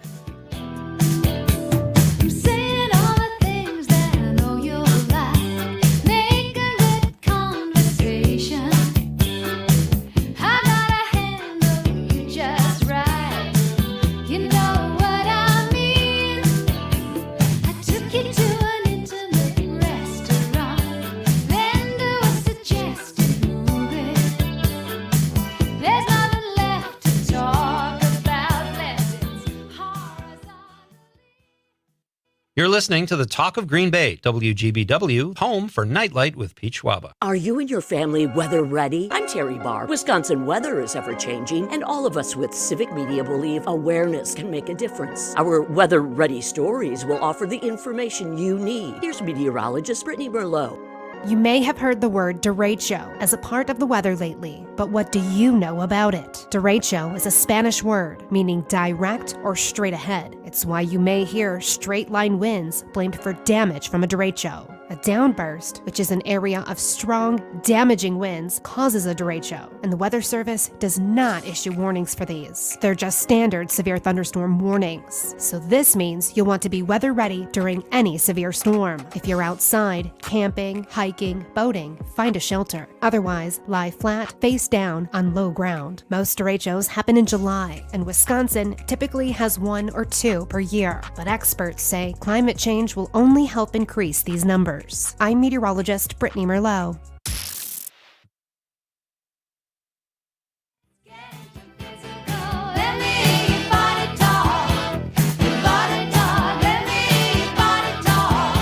All right, welcome back.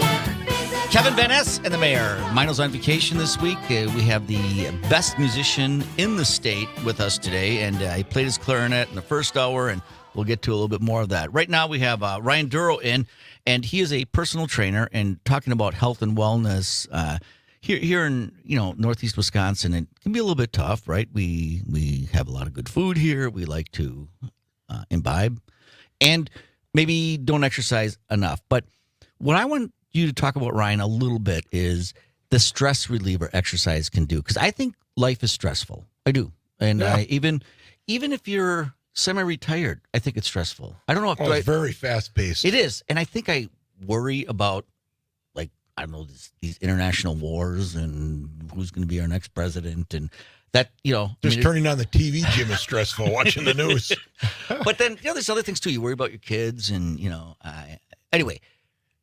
Exercise stress reliever? Without question. And that's actually where my journey started.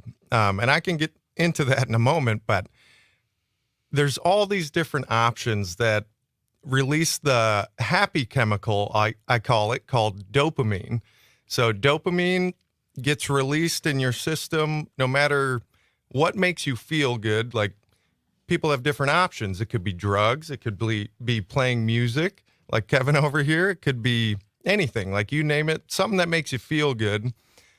Obviously, drugs and alcohol being not great options, but they release dopamine, and it just makes you happier in general. Right. Puts you in a state of less stress. Right. So when it comes to those things, it's like you got to ask yourself, which options are my best options? And exercise is one of those options. But like I said, I started exercising because I had to get out of a family situation when I was younger, because there was alcoholism in my family when I was growing up. And in the household, I just wanted to get out of it. So going to the gym and exercising was kind of an escape route for me. And it just made me feel better. And I always had to ask myself when I was younger, is this something that I can do long term that's going to continually make me feel good?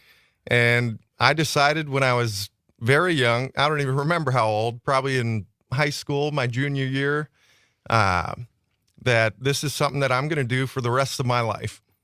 And I still am. Yeah, it's working. Yeah. Yeah. And it makes me feel good. Yeah. Still to this day. Yeah, you're always in a good mood. I didn't know if you were doing that because I try to be. Because I was paying you, or because you really are. But I would like that to be one of the things you get Jim to do, is be in a good mood every day. Yeah. We'll call it a work in progress. All right. I don't know if it's the exercise or the drugs and alcohol, but I want to stay on the course I'm on right now, because it is kind of it's starting to work. And the stress reliever, even yesterday, you've got some people in there that they just had babies, families, and you don't want those guys. I mean, it's stressful having a kid. You're going to learn that in 6 weeks or 3 weeks. I'm still mentally preparing for that one. So, get your sleep now. I mean, that's the goal for 4th of July, honestly. Is what? It just get some sleep. Oh, yeah. I'm sleeping in, Jim. Right. I mean, and it's great. And as much as stressful as it gets, right, Kevin? I mean, even when they get older, and you do miss it, though, when they're gone. I mean, it doesn't matter how old your kids are. There's always going to be stress, Jim, or something comes up. And that's something that's motivating for me too, though, is I'm trying to take care of myself for my kid. Right. Which, I mean, if I'm not there for him, who's going to be there? Right. Right. A lot of people get stressed, Jim or I, because you care. Yeah. And that's a big thing. You worry. But that exercise is a good vehicle to get out of that. And on the nutrition side, I want you to, because you give talks on this stuff, touch a little bit more on if that's 80% of good health is nutrition. Right. Some tips. I mean, you get up and drink water. You've told me to do that. It's got to have coffee in it. I hear you. So, I mean, to keep it very simple, just trying to avoid processed foods in general is your best option. Like if you're going into the grocery store, you might have heard this before, staying on the outer edge of the grocery store with like the produce and like meat, if you're into meat, different things like that, dairy. And obviously not everybody likes those things, but those are more natural options than the things that you're going to find in the middle sections or the middle aisles of the grocery store. So we have to grab a cart that says no aisle cart. There you go. So we don't go down the aisle and grab those the chips and the ice potato cream chips and the pizza in the there. middle. And I will say it's difficult too, because a lot of the time those things are more expensive than the things in the middle aisles. So I think of it as an investment in your health also. So you could either spend the money now on the healthier options for the food, or you could spend the cheaper money and buy the things in the middle aisles, and then you're going to be spending that same money later at the doctor's office. Okay. You know what I'm All saying? right, we'll stay on the perimeter. That's what we're going to do. Hey, we've got tickets to give away for Fridays, not Fridays. It's Fire Over the Fox. I say Fridays. Fire Over the Fox, which is this Thursday, 4th of July, reserved seating. And our winners can win by downloading the Civic Media app and going to the talk button and answering the question. So, as you know, the Declaration of Independence was on the 4th of July, and the reason these guys did that was to get their independence from Britain, and they had it with King George, who went nuts at the end anyway. And he thought they were just a nuisance. He didn't take them real serious. He's like, those guys over there, they'll get it together. And the colonies are like, no, we're pretty serious. And Boston Tea Party and everything else, number of wars. But when they did the Declaration of Independence, they wrote him the Declaration and said, look, George, we're done. We've had it, and we're serious about it. And he's like, if you sign that, you're signing your death certificate. They're like, we don't care. We want. Do you know? Okay, this is what I want you ask a question about the Constitution. How many filed against King George? How many grievances? How many grievances were filed against the king? It was everybody's like, well, it's just one. They were mad because they couldn't do the region. They were mad, or maybe That's two. a tough question. Is it? I think it is. Do you know the answer? Well, Kevin may know. I'm completely clueless. Yeah, me too. Okay, well, that's something else. I'm getting stressed here. I got to start working out. All right. That's something else. Give us multiple choice, Jim. Okay, all right. That's great. All right. 3. I want to change that.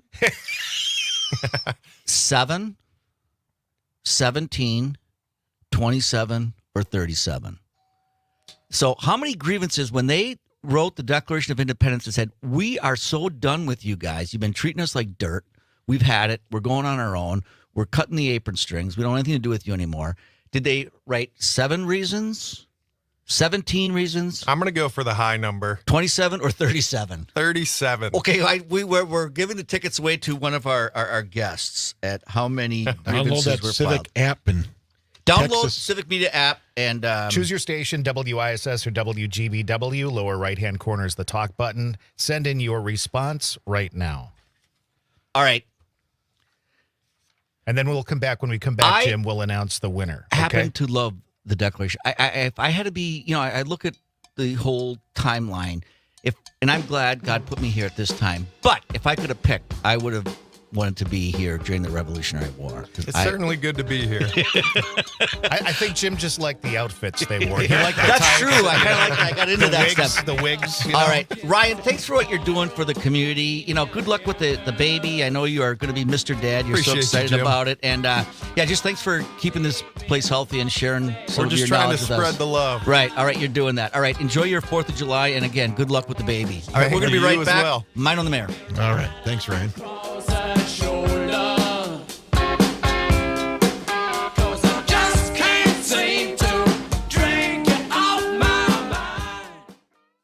Into the talk of Green Bay, WGBW, home for the Devil's Advocates radio show.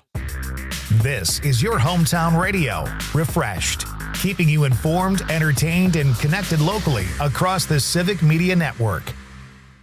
Corn and soybean markets on a Tuesday morning still trying to come back after Friday's big acreage report. I'm Pam Yankee, starting you off before the opening bell on a Tuesday morning. Quick look at what's happening in agribusiness news. Yeah, a lot of traders say those big numbers spooked the market all the way around, including Betty Resnick. She is an ag economist with the American Farm Bureau Federation. She reminds everybody that the surveys for this particular report were done well before a lot of the flooding occurred in the upper Midwest. The surveys for this report were all done on the first half of June, which was before that flooding really set in. In addition, those acres still got planted. What we will see is likely a lower percentage of corn and soybeans harvested this year as compared to normal. And we'll have to kind of wait and see on how many acres are impacted in Minnesota and Iowa and South Dakota.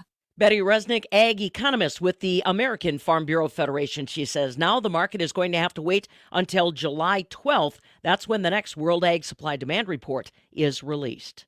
Markets in overnight electronic trade so far, corn and soybeans, at least right now, trading positive. I've got numbers next. Introducing Certain Herbicide, the latest corn innovation from BASF. It brings powerful PPO residual chemistry into a pre through early post application thanks to novel solid encapsulation technology. Apply from pre-plant to V3 and get up to 8 weeks of residual control or suppression of 79 broadleaf and grass weed species. Don't chase weeds all through the season. Attack them before they emerge with Certain Herbicide from BASF. Always read and follow label directions.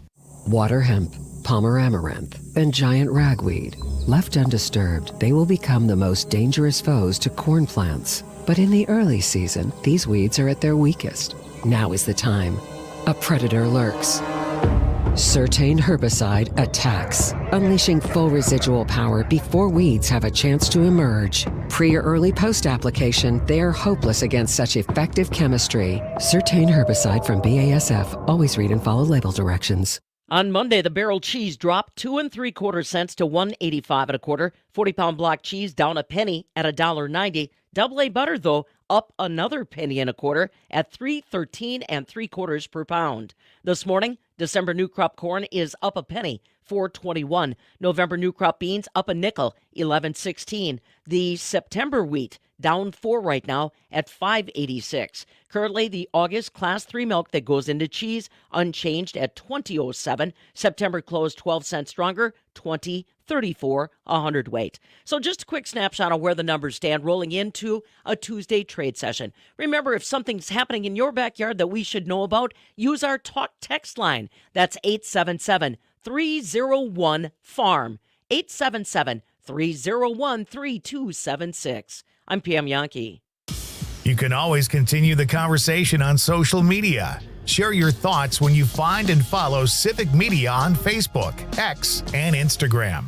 Rain and scattered thunderstorms likely today and tonight, and there could be some heavy rain with a 1/2 inch to 1 inch of rain possible by the time it all winds down late tonight. Today, cloudy, breezy, 73, rain likely. Tonight, thunderstorm 66. Tomorrow, sunny and warmer with a high near 85. I'm meteorologist Sean Cable. Currently, it is 60. Wow, Wayne, that is a beautiful window. It sure is, Jeff. It really tackles energy efficiency. Sure has a nice slide. It's one of the best screenplays I've ever seen. They're so easy to close. I'd say it's a grand slam. If you guys keep making those dad jokes, you're going to be a real pain in my neck. Oh, that's a good one. Did you hear about this one? Get as low as $18 per window and $81 per patio door per month. Visit PellaWI.com today. Certain restrictions apply on 7/31/2024. Native American issues are human issues. Join Robert Plant with Native Roots for their program Awake at their new time of 9 p.m. Mondays through Fridays. Awake is proudly sponsored by Wisconsin Community Health Representatives. Covering all the news that affects you with humor and a unique perspective. Matinaire on Air with Jane Matinaire. Weekdays 10 till noon on the Talk of Green Bay, 97.9 FM and 1590 AM WGBW, and on the Civic Media app. Broadcasting from the City Deck Studios on North Washington Street. The Talk.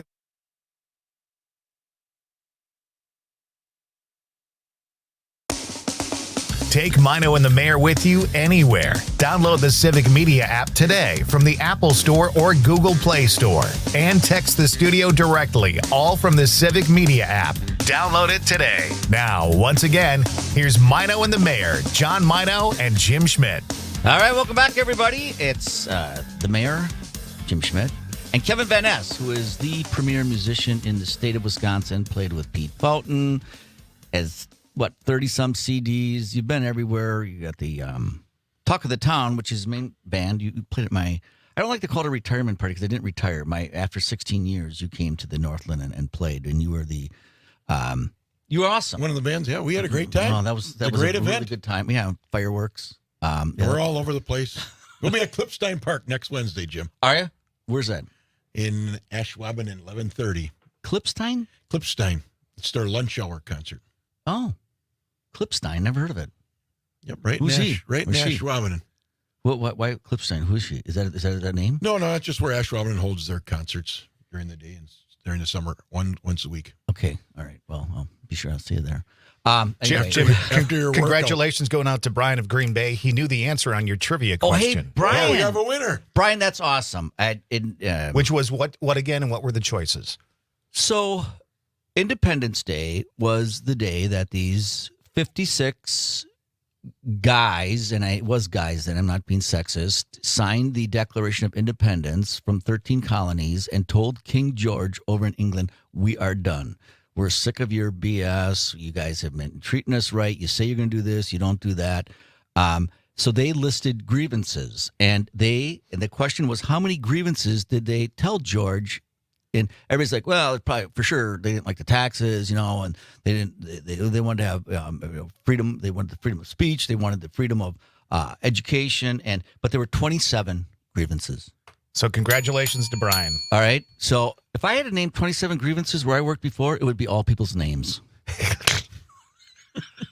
And that's from the mind of Jim Schmidt right there. Yes, that tells you everything you need to know about Mr. Schmidt. What are your grievances? And this guy, that lady, this guy. It wouldn't be the issues at all because I think people make they make the policies. So anyway, hey, we're again we talk about this great community we live in, and what am I looking for? The word I'm looking for, just the amenities that we have, and one of them is down in Appleton. With the Timber Rattlers. And we have the president, CEO, part owner, Rob, you've been here before, Rob Zerjav, Zerjav, which is a cool name. You're the only Zerjav I know. Where are you from? Actually, Ashwaubenon, Clipstein Park. I played baseball there growing up. All right, there you go. I was kind of asking where your nationality was from with Zerjav. Yep. But okay. So Slovenia. Okay. All right. So, and you're here, and we are sure glad you are. What do you got going on down in Appleton at the stadium? It's been a busy summer already. It's crazy that it's July already, but the team's back in town on Thursday. We're home Thursday, Friday, Saturday, 2 off days, but then home all next week as well. So we've got 9 games in 11 days, and excited about the 3 games that are coming up. We've got fireworks every single day, Thursday, Friday, and Saturday, and expecting really big crowds and great promotions going on. Thursday is the 4th, and anything. What's you're honoring that day? Yeah, so Military Appreciation Day.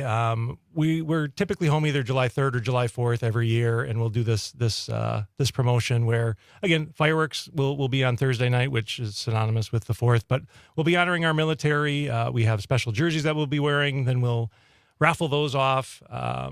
Cool. To donate, to benefit a local veterans charity.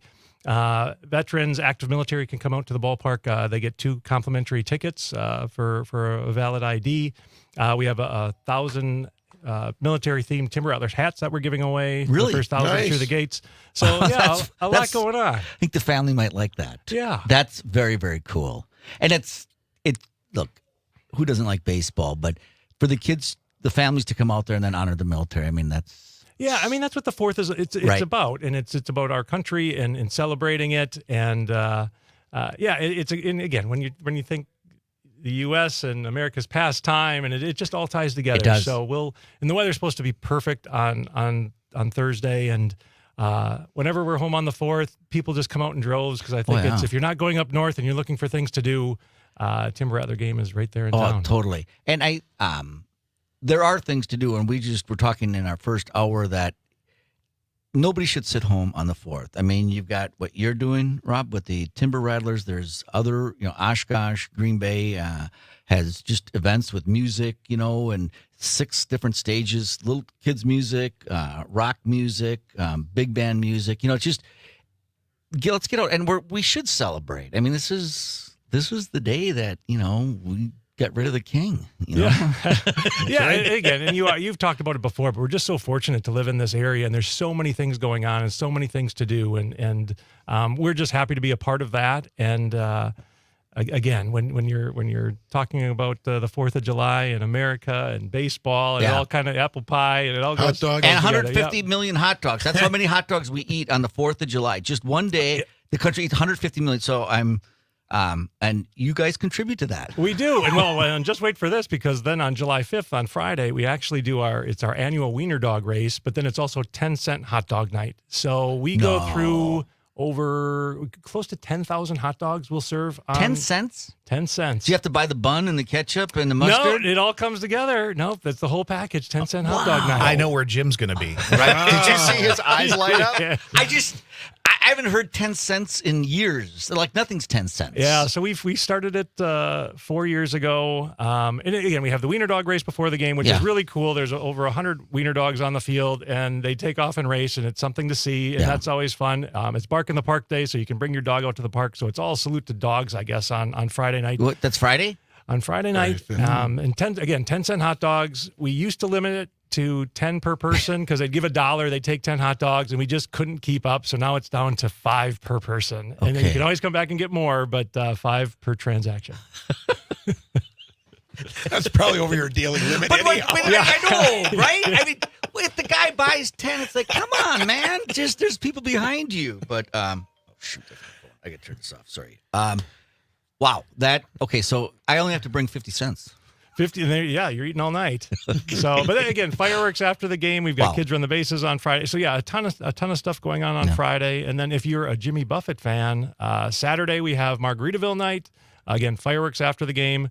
But it's kind of a salute to Jimmy Buffett. Parrot Head night. We have a special package. You get a themed Hawaiian shirt, a buffet, cheeseburgers.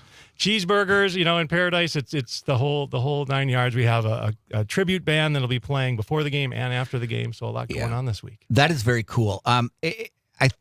Jimmy Buffett was worth quite a bit of money when he died, but some of these guys, they actually make more after, and that guy's got an unbelievable following. I mean, it's crazy. It's crazy how many people, and I don't know. I mean, I know some of his music, but yeah, I mean, everybody knows, Elvis, Vince Lombardi. I mean, they kept going on, but Jimmy Buffett, I think, is going to be one of those guys. Yeah, I agree, and it's just this cult following. Well, I don't even say cult following. It's just It's everywhere, and they got these organizations and.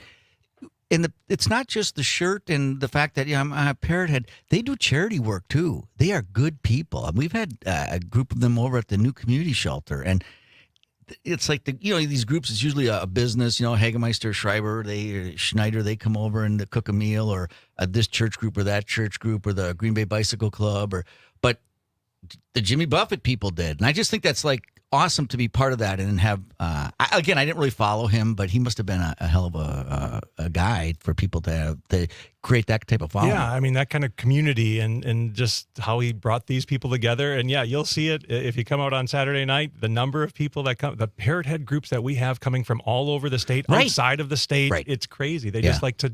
Yeah, party together. Exactly. Yeah. And respectful party. I mean, it's just, exactly. It's really a good group of people. So how are you guys doing, Timber Rattlers? Actually, from a team standpoint, really, really well. We played 2 halves to the season. The first half just ended a couple of weeks ago, and we won the first half. So we are in the playoffs. So that's set. Oh, yeah. First time since 2016. So we're excited. So yeah, very, very talented team. Again, the Brewers have a ton of prospects that are coming up, And the team below us, they're the Brewers low A team. They won their first half championship. We won our first half championship. Double A did really well this year. The Brewers, obviously, at the major league level are in first place. Yeah. So a lot of good things. But, yeah, we're excited about our club, and playoff tickets are on sale right now. So, yeah, I can grab those for September. And your escalators are working fine?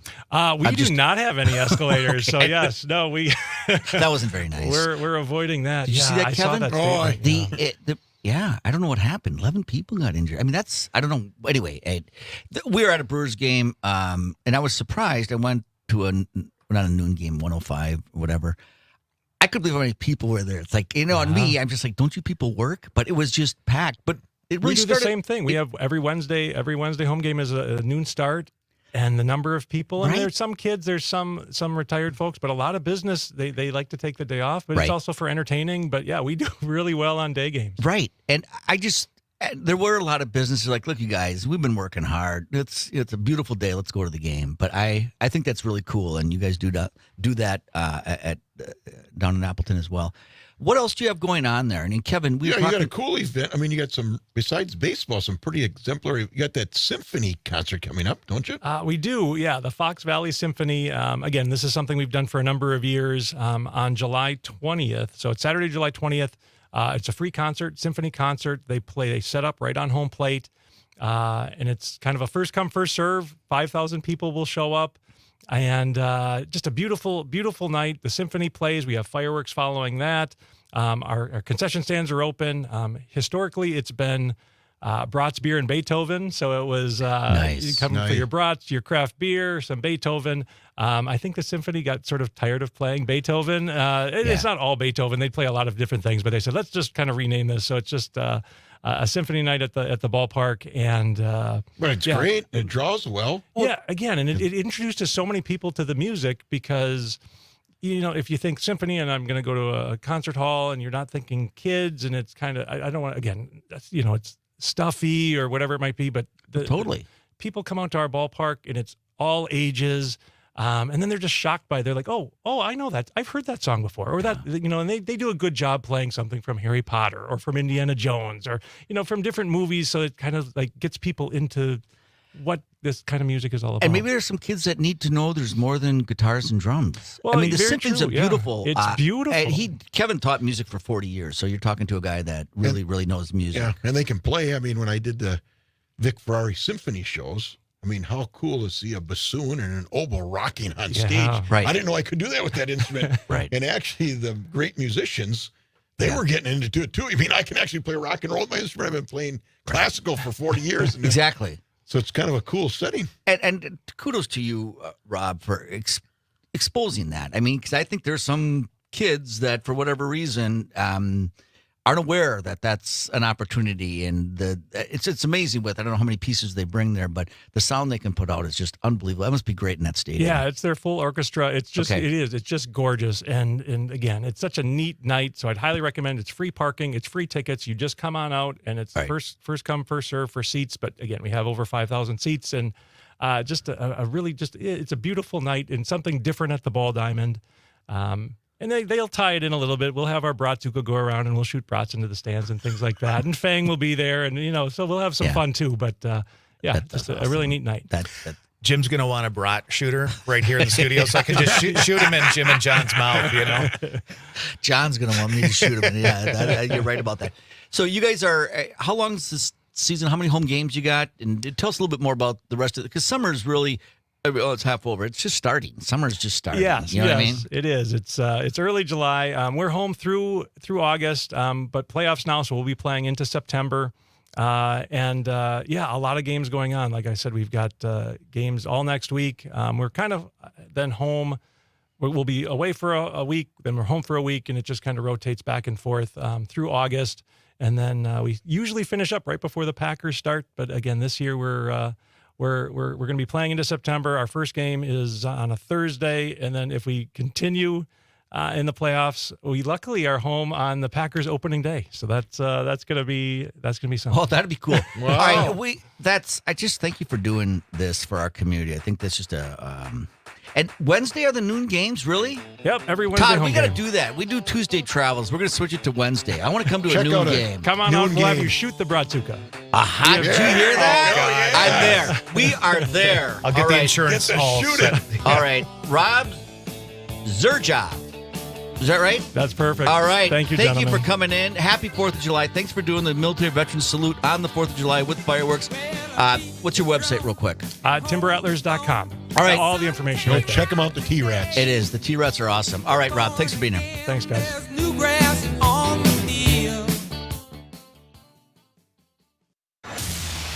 The Talk of Green Bay, WGBW. Thomas Paine said, "Those who expect to reap the blessings of freedom must, like men, undergo the fatigue of supporting it." This July 4th, the staff and realtors at Shore West Realtors invite you to join them in pausing to reflect on the sacrifices made by the men and women of the armed forces in defense of our freedom. Shore West Realtors at 839 Lombardi Avenue in Green Bay. Call 920-593-4100 for your realty needs. That's 920-593-4100. It's summertime in Wisconsin, and whatever the weather, it will impact you and your plans. Should I water the garden? Will our event be rained out? Count on your local Civic Media radio station for in-depth details and the most up-to-date forecast. Temperatures are rising into the mid and upper 70s under sunny skies. It's your weather and more for your part of Wisconsin. On your local Civic Media radio station and streaming on the Civic Media app. You're listening to the Talk of Green Bay. Put me in, coach. I'm ready to play today. Look at me.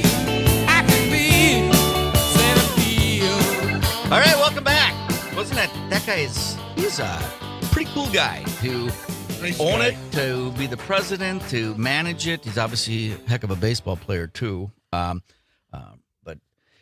that is so close and so convenient. You take 41, boom, the exit either way from Oshkosh. Obviously, I mean, Appleton knows where it is, but Green Bay, if you haven't been there.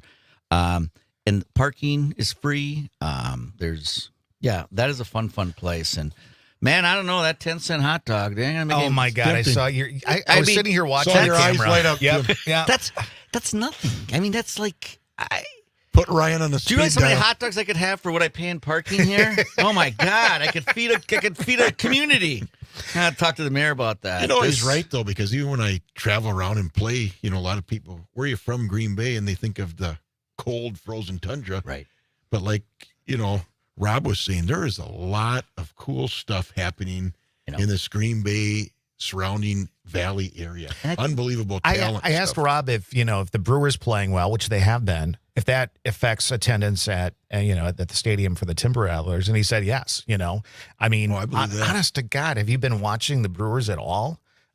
If you're a WISS listener, of course, you can hear the Brewers on our station. In fact, tonight they're taking on the Rockies, 7:05 on WISS. But we got to get Jim and John out there on a Wednesday. I don't know. Do we trust John with the Brat Blaster or whatever they call that thing? I think not. He's just going to put that thing in his car. It broke, you guys. I don't know what's wrong with this place. So now no. Anyway, that is going to be fun. I don't know exactly. I think we might go to that. You've been down to the T-Rats game? Oh, yeah. Yeah, that's a good time. I enjoy that, but I'm going to hang out here, I think. As long as people get out. During the COVID, Jim, things were shut down, and the Vic Ferrari Big Symphony show, they actually are trying to figure out a way to play with COVID. So they actually played in the parking lot, and cars did like a drive-up movie, but it was a drive-up concert. That's cool. Really? So they were tailgating right, and they actually had their space. So you had to be, back then you had to be separated. So you drive up just like a drive-up movie, but instead of a movie, you watch the concert. It was pretty cool. I'm so glad that's behind us. That COVID stuff. It was a mess. What an inconvenience. And we're a happy show here. But I will say that people got creative, though. I got to give them credit. A lot of people got creative how to deal with that. Bill Burr did his concerts like that. He's a comedian, but he didn't like because it was during the day. Oh, okay. And he just didn't like day concert. I mean, comedians are funnier at night. Isn't that weird? I think they are. But anyway, but you're right. People had to keep the revenue coming in. You know, that was the tricky part. Some businesses got bailed out. But, I mean, I don't know that the government bailed out musicians and bands and comedians. I mean, I was fortunate being a retired teacher, but some of the musicians I play with, Jim, that's all they do. So when it stopped. And it stopped. Everything stopped. So the checks don't come in and the mortgages aren't paid and the groceries and that. So it was a scary time. Yeah. One of the things I really enjoyed is that musicians from around the country would get together like on Zooms and they would perform. Yeah. That was, I mean, like Jim said, people were kind of smart. Some people learned how to play the guitar for the first time because they had some time on their hands. I mean, people learned to bake, all that kind of stuff. So it was a bad time, but I think it kind of made people a little more anxious to learn something new, you know? I agree. Yeah. I think that kind of got me into cooking more. And then I believe that. I do like, I'm not a great cook, but he's a very good cook. And I'm really, very good. I think you guys, I cheat because I get really we knew that before from the elections and stuff like that. You know? Oh, that sounds like Maino. Oh, God, thank you. Did John text that in? I'll tell you, Todd, after the city band concert when I go get a hot dog out of No, I have good ingredients. You'll see that. My the hot dogs are going to be good. The cheese, you know what I mean? And I think that helps the food. People are like, oh, this tastes great. Well, it's good ingredients. All the seasoning. That and like the garlic that I got yesterday from Big Wayne.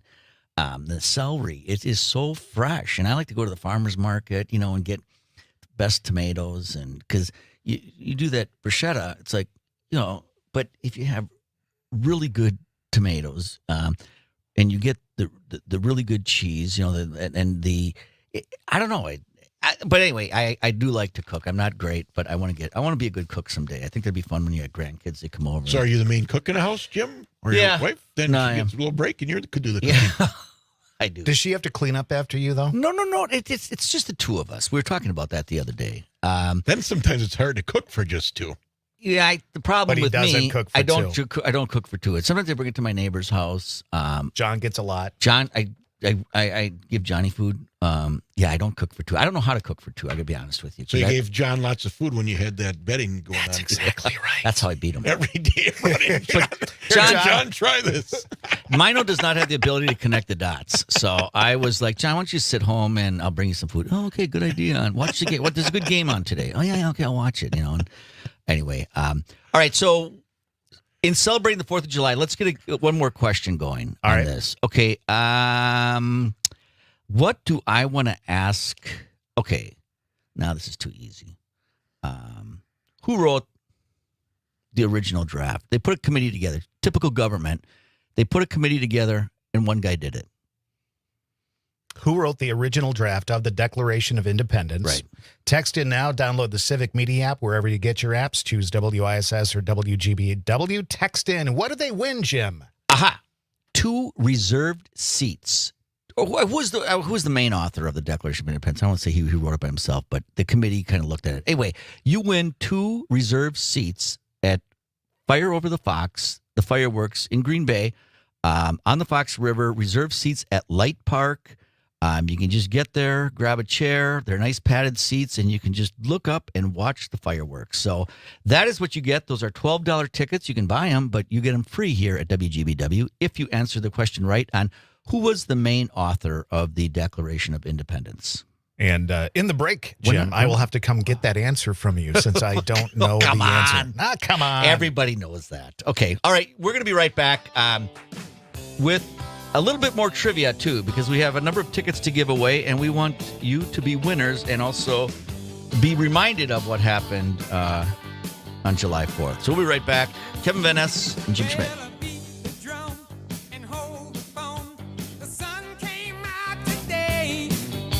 We're born again, there's new grass on the field. Around the 3rd and headed for home. It's a brown-eyed, handsome man. Anyone can understand the way I feel.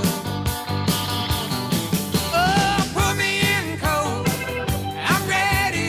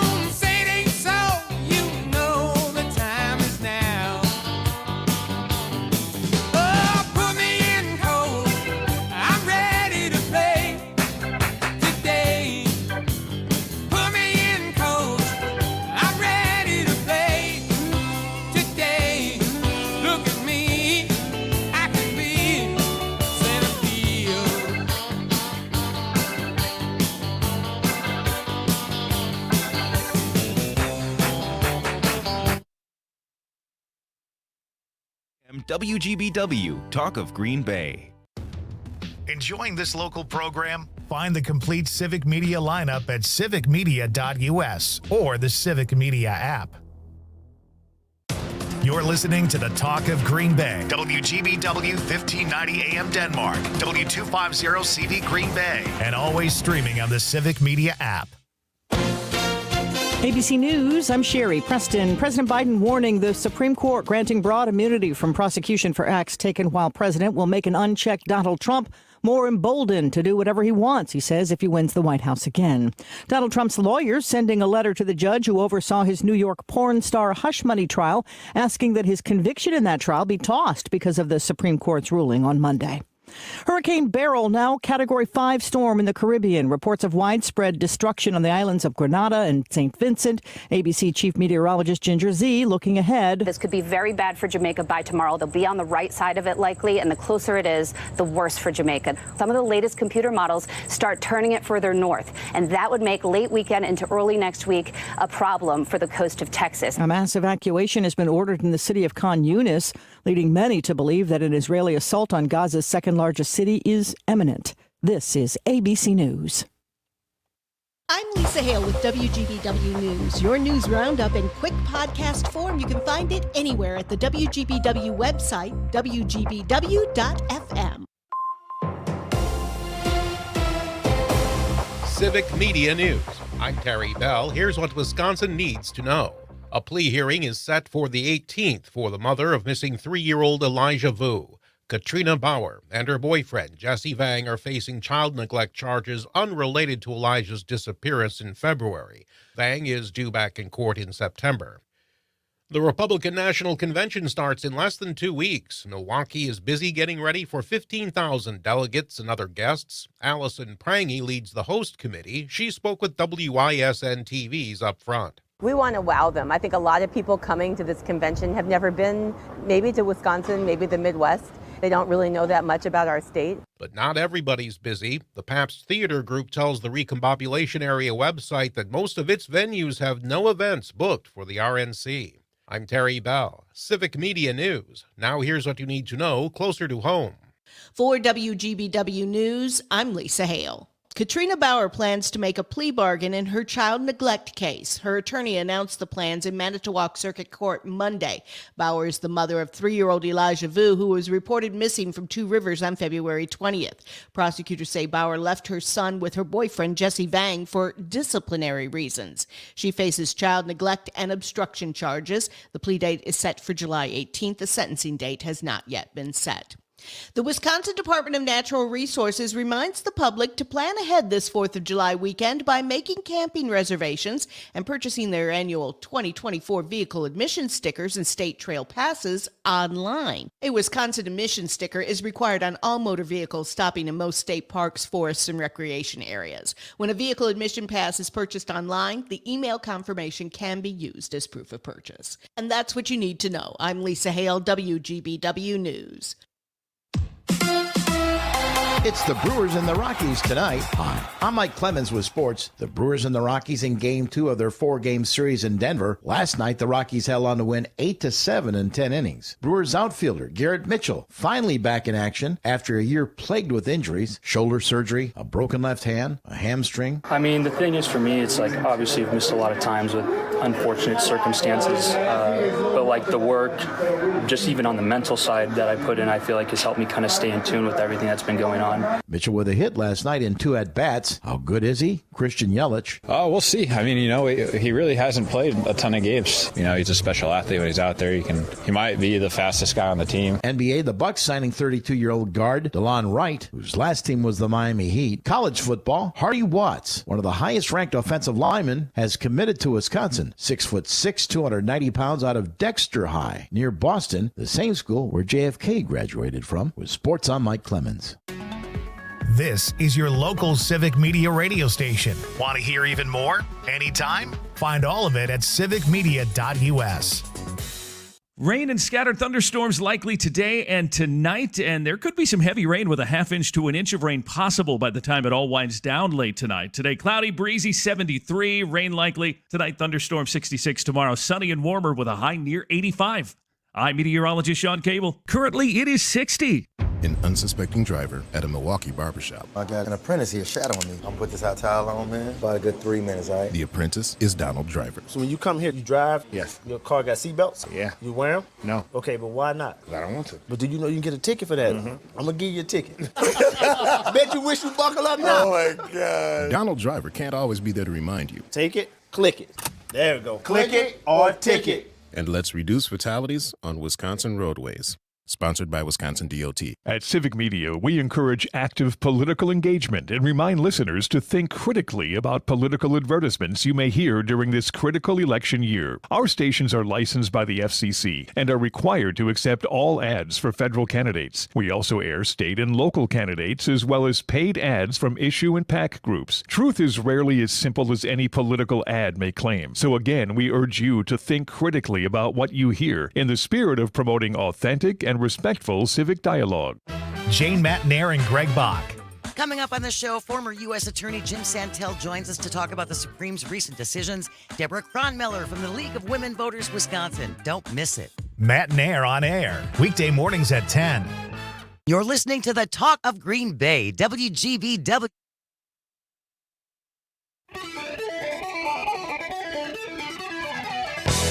Coming to Northeast Wisconsin live from the Civic Media Studios and featuring TV and radio broadcast veteran John Maino, along with the City of Green Bay's longest-serving mayor, Jim Schmidt. This is Maino and the Mayor.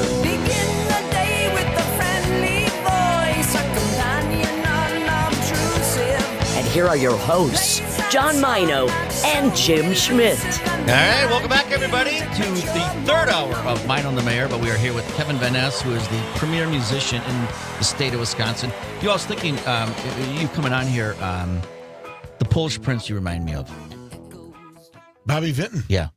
That guy played a lot of instruments. That guy was awesome. He did. I actually played backup for him back in the old Carlton days. Did you? Yeah, he was great. Anyway, Jim, I have to say, this is the only radio show that mentions Bobby Vinton at least once a week, and only because of Jim. He was great. I did the lighting at the Carlton, and I met him, and I just put those tapes on, you fall right asleep. No, I mean, that's but he got to admit that guy was talented. Oh, he knew what he was good at and did it and sold well, and you can't knock him. He's an entertainer. Yeah, that guy was an entertainer. He was awesome. Anyway, hey, July 2nd, we are in preparation for the 4th of July. Have a little trivia going on, giving away free tickets, reserved seats down at the Fire Over the Fox. Stephanie was our winner. Nice job, Stephanie. All right, Yay, Stephanie. So it was like, who was the main author? I forgot how I worded the question of the Declaration of Independence. And it didn't take long, but so it was a typical government thing. I think they put 5 guys. I think Ben Franklin said, okay, you 5 guys go and write something out because we got to send this to the king. And I think those other guys were like, I got to work the farm, or Betsy's kind of on my case a little bit. So typical committee, Jim. One guy does all the work. One guy does all the work, comes back, and they all take credit. But anyway, he did most of it, and then they amended it a little bit. But all right, Stephanie. So yes, Thomas Jefferson, who, they really memorialized him too in D.C. You know, his monument's great, and just, he's part of the reason we're here. We have speaking of special people, Andrew Amuzu. Amozo. Nope, you had it right. You had it the first time. Yeah, I really that was amazing. I just butchered. I was about to start clapping and everything. Man, that was good. Go ahead. That was All good. right. Well, we'll call you Andrew from here on out. But he's part of our neighborhood focus with NBC 26. Yeah. Of course, their reporters are embedded in the community, and like us, they do a lot of local news, right? They cover local events, and so that's why we've teamed up with them. And Andrew's the Green Bay guy. Yeah. And we think that's cool about the way 26 covers the markets by putting someone in that market to learn that market, to live in that market, to get the connections in that market. And you are the Green Bay guy, and we are glad you're here. And how are you doing? Man, it's an honor to be here. I know I've been here before. I think if we did like an interview here about very quickly Mike McCarthy playing, I'm like, oh my gosh, this is so cool, because radio, all things broadcast interest me, but radio is so cool to me. So yeah, it's an honor to be here. And the old joke, we all have the face for radio, so it is very cool. It is very cool. How long you been here? I've been here. I was going to say this month, but it's not June anymore. A little over a year. A little over a year, and I'm definitely enjoying it. I'm from the Chicagoland area, but from the Chicago suburbs. So I always tell people, to me, Green Bay, although it's the city of Green Bay, to me, there's like a suburban feel to it. And then, of course, you have the downtown area, and you put Lambeau Field, and you call it Green Bay. So not too much of a culture shock outside of, different things like deer hunting. I didn't realize how big that is here. So, all is well. There are, I used to work in the paper industry, and we had a plant in Shawano, Wisconsin. And, paper machines run 24/7. You have to make money. But you also have plant shutdowns for maintenance. A week, maybe 2 weeks. Wouldn't you think it'd be Christmas or the 4th of July? Is deer hunting. That's when they shut it down. I'm like, are you kidding me? Yeah. That's But anyway, you're right. Deer hunting's big here. And I think that's cool. It's the outdoors here, fishing. It just didn't really click with me. Kevin, are you into that? Do you deer hunt? Not really. Yeah. Did you when you were a kid? Either you kind of do or you don't. Nobody picks that up and they're like 30 years old. I think I'm going to go deer hunting. It's like you don't. My dad was more of a fisherman, so I did a lot of fishing. A lot of fishing. Yeah. That's big. So Andrew, what are you working on? Like what's the big news here? Let me guess, the NFL draft. Besides I was literally about to say that. And that's actually been one of my favorite stories to really cover, because there's so many different things that go into NFL draft outside of them just reading names of the next big prospects. So all things development, different things that have to do with city council and ordinances and laws and what can be allowed. No school. Is there going to be school? Right. All those different things. So it's really been exciting. Are the bars going to be open until 4? Did that pass, or do you know? I don't even know. Remember they proposed it. Right? Yeah, they proposed it. They proposed it. Is that the governor? That's not the mayor, is it? I think the governor's got to call it. Yeah, because that's a statewide thing. But I mean, it would make sense, I guess.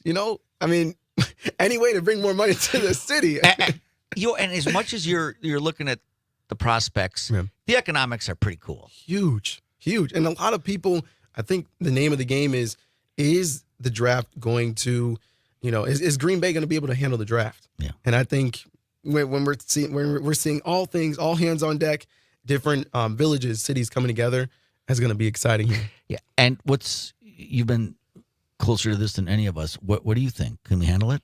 Oh, yeah. 100%. Yeah. Well, good. There's so much planning. Now, granted, I've never been part of a draft planning process or seen anything like this before, but I think there's something about Green Bay that makes it so unique, which is the reason why the NFL wanted to come here, because of the tradition, everything like that. They're having site plans. They're coming, they're visiting, mapping everything out. So there's so many details that they're, putting into this. And we kind of make it work, too, around here. You know what I mean? Yeah. It's like nobody's going to throw up their hands and say, the wheels are falling off. I mean, we're so committed to this thing.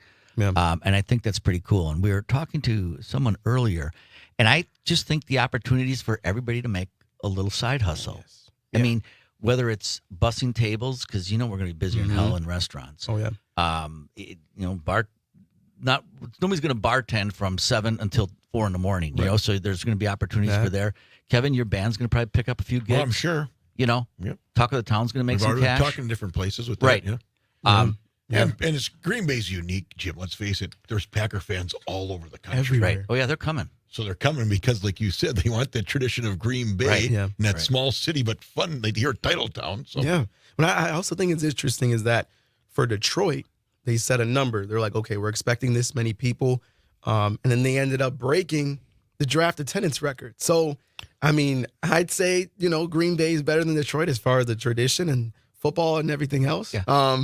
Maybe not as much with baseball and hockey right downtown, but there's, when I was in office, people say it. Go ahead. I know. When I was mayor, I know. Then everybody has to drink a shot. I don't want you guys drinking. Maino loves it. Say it. Say it again. Say it again. Say it again. Say it again, Jim. But we're not drinking today.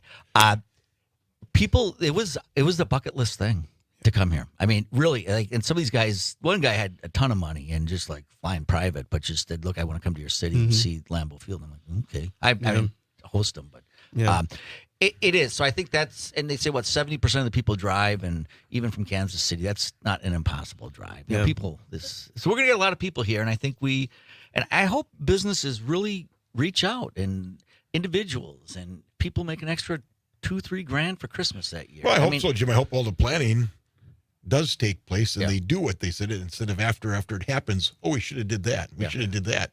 Right. Now's your chance Well, to get on. Detroit's being very helpful, right? Right, very helpful. And I think the biggest thing that they're realizing is that even a week out from the draft, 2 weeks out, there's going to be some changes. So you can have a master plan, but there's going to be some changes where, we gotta be flexible, and that's just part of it when you're dealing with such a big event like that. You actually have covered a number of Packer events, and one of the things I heard, and I want to hear this story, but you actually were sent by NBC 26 down to Dallas. Yeah, that was kind of an interesting story, right? Oh my gosh, there were so many interesting things that happened there. Fill us in. Oh my gosh, so I think one of the bigger stories there that I did was about cuisine, Texas barbecue, Green Bay cuisine. And I met up with the restaurant owner at like the Texas Rangers field or something like that. And he loves cheese curds. He's cool. been to Green Bay, small world. And then the starting pitcher, one of the starting pitchers for the Rangers, World Series champs, he's like, I love cheese curds. And so I was, cheese curds versus some good Texas barbecue brisket. So then there's that. But then, that Dallas game. That Dallas game, oh my God. Yeah, and that's when I spoke to you right before we went down to see McCarthy. There. Yeah. And what was the trip down? Wasn't that like a 26-hour trip or something? Yes. Okay, that's another story. Yeah. What plane takes that long? I don't know. I mean, we were delayed in Green Bay, and there were so many ups and downs in Minneapolis. It took us almost a day to get down to Dallas. Delays, winter storms. It was freezing cold in Dallas, colder than here it felt like, because down there that cold is different. But the Cowboys fans are crazy. All you hear is go Cowboys and lead them boys and all that stuff. And I was like, here we How go. About them and Cowboys, yeah. And then Green Bay came into the house. All right. And did we win? Oh, Jim. Oh man. Were you the former mayor of Green Bay? I should know that. Are you talking about? Wait, are you talking about the Super Bowl? I'm not talking about the Super Bowl. Or you're not? I wasn't talking about the Super Bowl. I was down there for the Super Bowl, and the weather was awful. It was awful down there. It was ice storm. The taxi cabs went on. But what game are you talking about? I don't. Okay, what are you talking about? The one where Jordan Love and them boys came in, the youngest NFL team that ever made a playoff. You mopped up the floor with them. That was a great game. Right now, know. Now okay. I know. Okay. That one. was unbelievable. Jim was having a hot dog in the other room. Shell shock. Kind of new to Green Bay. What does that feel like to go down and experience that? Oh my gosh, it was amazing. I mean, the football team that you grew up in your area is not even doing anything close to that. That's being around that team, the energy, the just the vibe of that team, and they're like, you know what, we're the youngest team, but we don't care. We're gonna go out and get it. And I guess the Cowboys. That was one of the best games. It's okay, Jim. It's been a long week for you. It has been a long week. It's already Tuesday. Oh my God. All right. Hey, what are you working on? I mean, we talk about the draft, but there's other stuff going on. Oh yeah, there's many different things, and there's actually something that we started. It's called the Youth Sports Initiative, where we can not only just focus on Packers, but we can talk about how youth sports is huge in this area too. So I've been doing a little bit of stories there, here and there for that, but everything that has to do with city council election year, it's huge. There's a lot of different things going on with that. So there's a lot of different things. It's not just like one thing that I'm focusing on. I thank you for doing it. You have good energy, and you seem like a pretty smart guy. And I think people, you want to hear the story, but you want to trust and believe in the person. You want to like delivering the person, it. yeah. Right. And you bring that to the party. I appreciate that. Yeah, man, it's going to be good. Yeah. All right, well, welcome to Green Bay. I'm glad you're here. You're going to have a hopefully long, successful career here. Yes, sir. Are you going to end up coaching someday, or are you going to stick with the media? I love sports, so who knows? I can tell. Give me a playbook. All right, we're going to be right back. We got Shauna coming in from the Green Bay Fire Department. Talk about some safety things for the fireworks. Andrew, thanks for coming in, man. Thank you. We'll get you back here. Oh, yeah. You're a good guy. All right, Yep. Thanks, we'll be right Andrew. back. Kevin Van Essen, the mayor. It's always tease, tease, tease. You're happy when I'm on my knees. You're listening to the Talk of Green Bay, WGBW. President John F. Kennedy said, "Let every nation know, whether it wishes us well or ill, we shall pay any price, bear any burden, meet any hardship, support any friend, oppose any foe, to assure the survival and success of liberty." This message made possible by Hubbard Electric. Hubbard Electric in Manitowoc is the area's top choice for electrical contractors because they're focused on quality and value. Call today, 920-686-1180, 920-686-1180. Do you owe back taxes? Call Tax Solutions now and get some help. For a limited time, the IRS offers a tax forgiveness program called the Fresh Start Initiative. Our team can make it easier for you to pay back taxes, avoid tax liens, and get a fresh start. I call Tax Solutions now, and they got the IRS off my back. Call Tax Solutions now. 800-281-8193. 800-281-8193. 800-281-8193. You're listening to the Talk of Green Bay, WGBW. Home.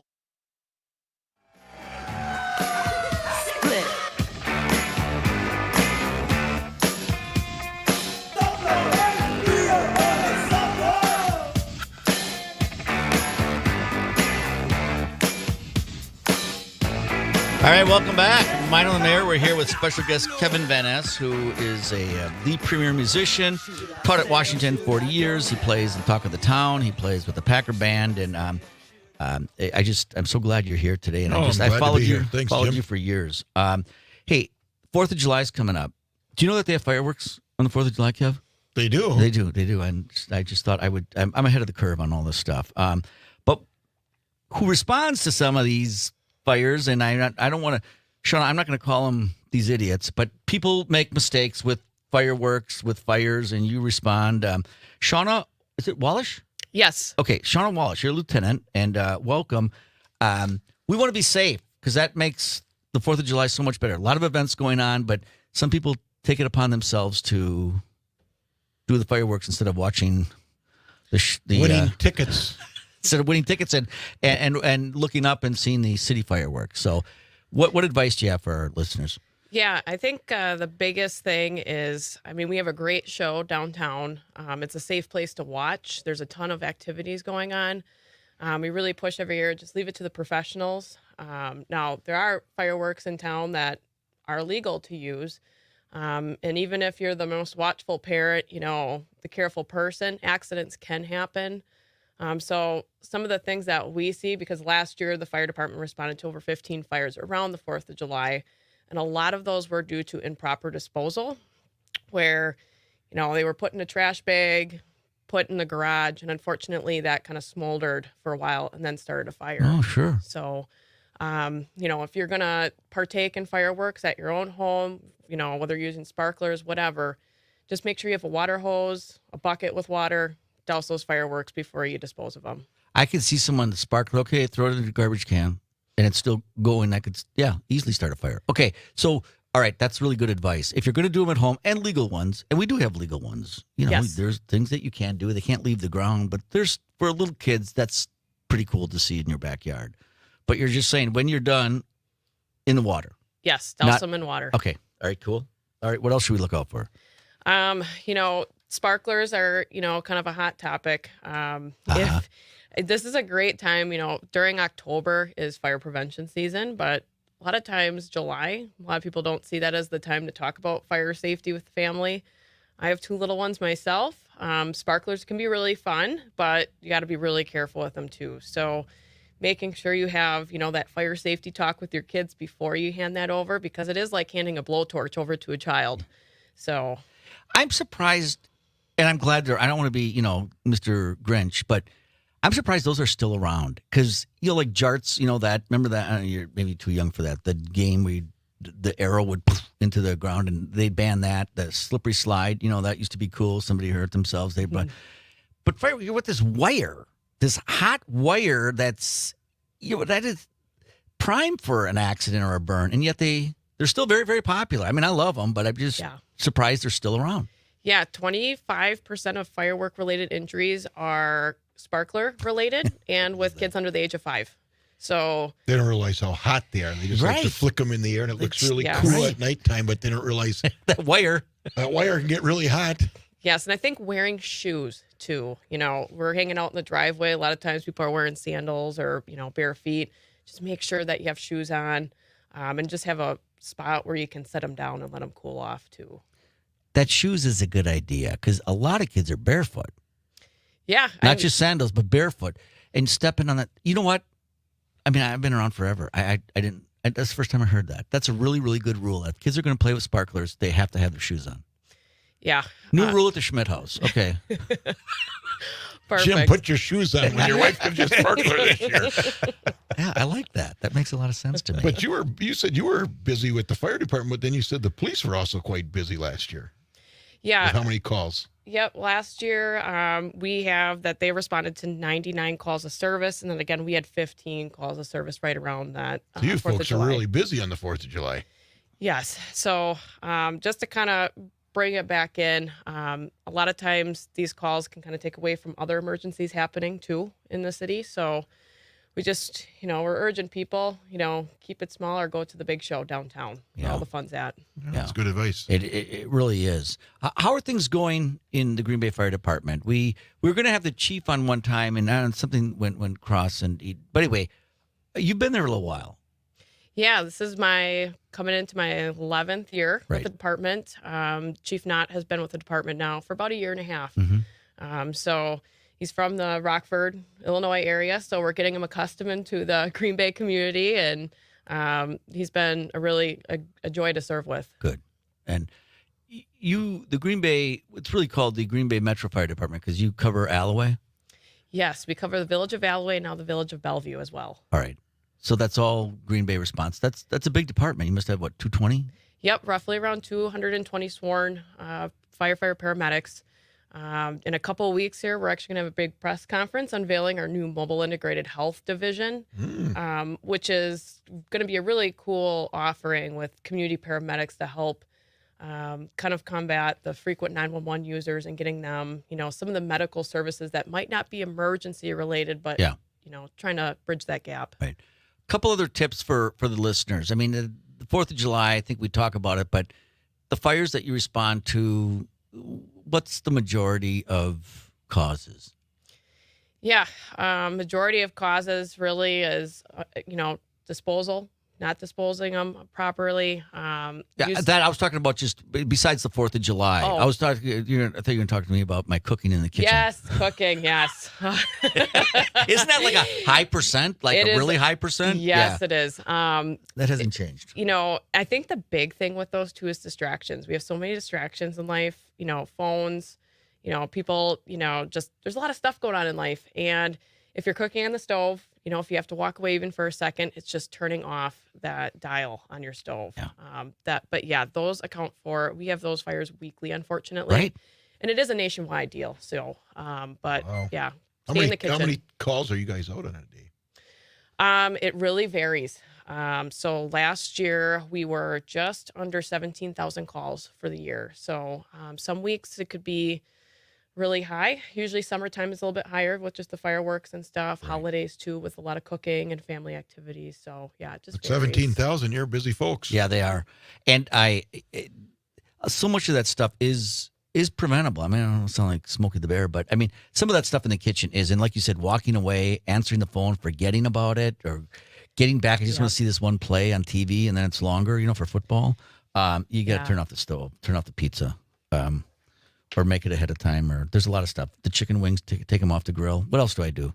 No, I'm good about that. I really am. I'm kind of a stickler on safety in the kitchen. Yeah. And I spend a lot of time in the kitchen. So, hey, I just think this is great what you're doing. And the other thing I just want to say about the Green Bay Fire Department is you guys do a lot of community work, neighborhood associations, church picnics. Yes, we do. On the city website, there is a event service request. So if you're having an event, you want a fire truck to come out, or maybe you're looking for a safety presentation or just something, give us a call. We'll try and help you out. That's awesome. All right. The Green Bay Metro Fire Department. Shauna, thank you for coming in and sharing this kind of common sense, but reminders how to be safe and wear your shoes and after the fireworks are done, put it in water. Yes. And that's going to save a lot of these smoldering fires. All right. Thanks for coming in. Have a happy 4th of July to you and the whole Green Bay Fire Department. Thank you. Thanks for your work.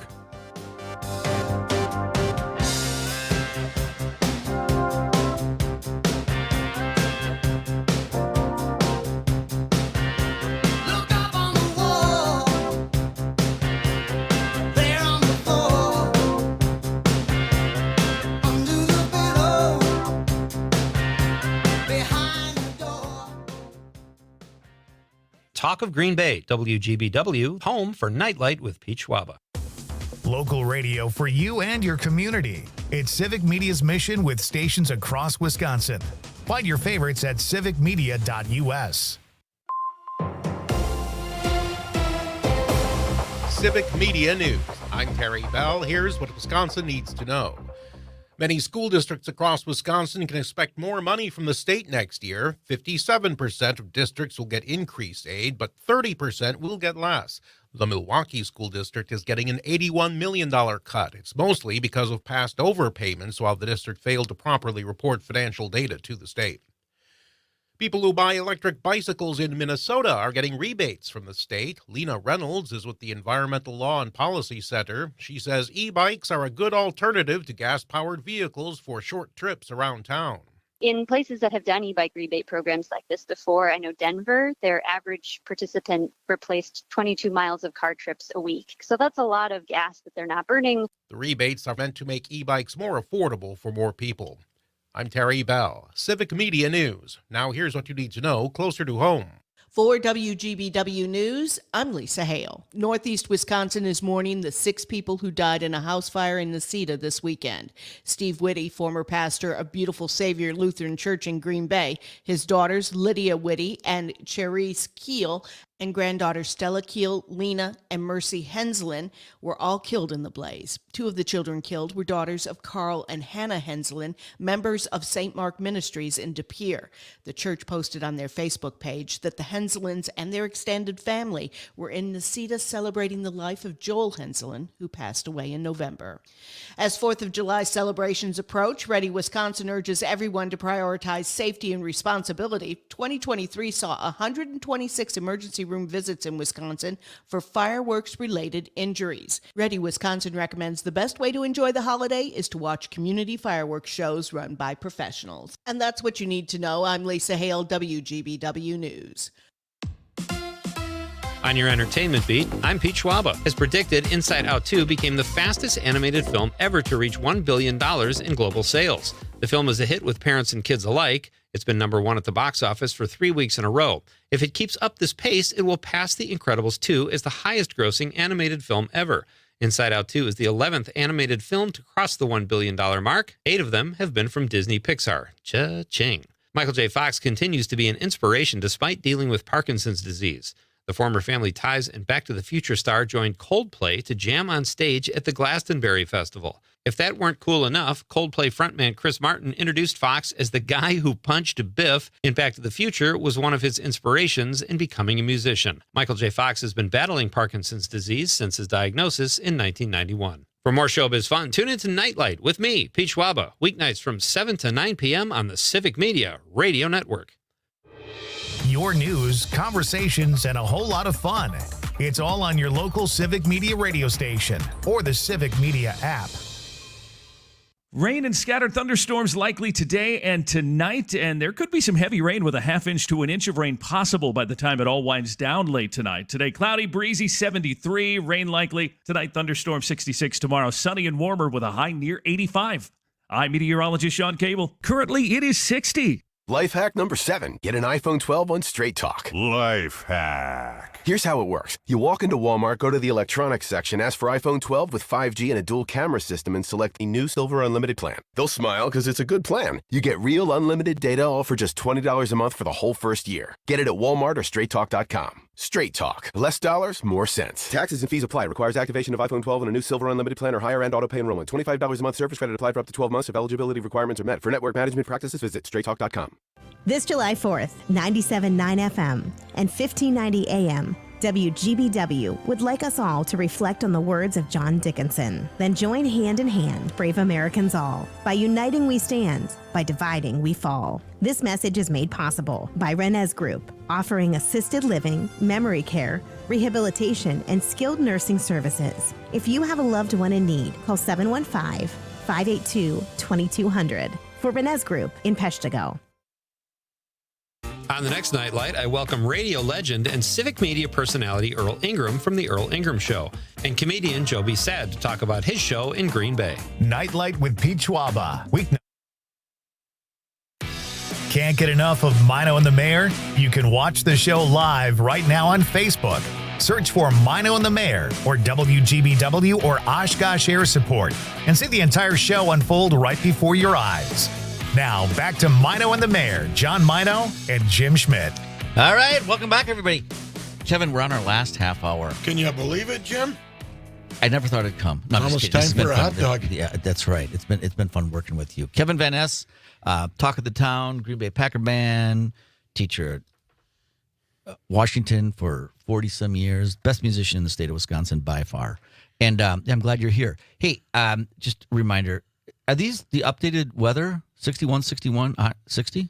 Wow. I'll get those for you. Hang on. Okay, all right. It was kind of raining. I went out to feed my meter, which I have to do at 8 o'clock every day. Those are current, by the way. Yes. Oh, and it's wow. I thought it was a little okay. It's 61 degrees in Green Bay, 61 in Appleton, 60 in Oshkosh. and 60. Yeah. Cool day today in However, Wisconsin. 85 tomorrow, and then we're gonna have a great 4th of July too. So, as you regular listeners know, and if you don't, you should know that we like to feature a business every week.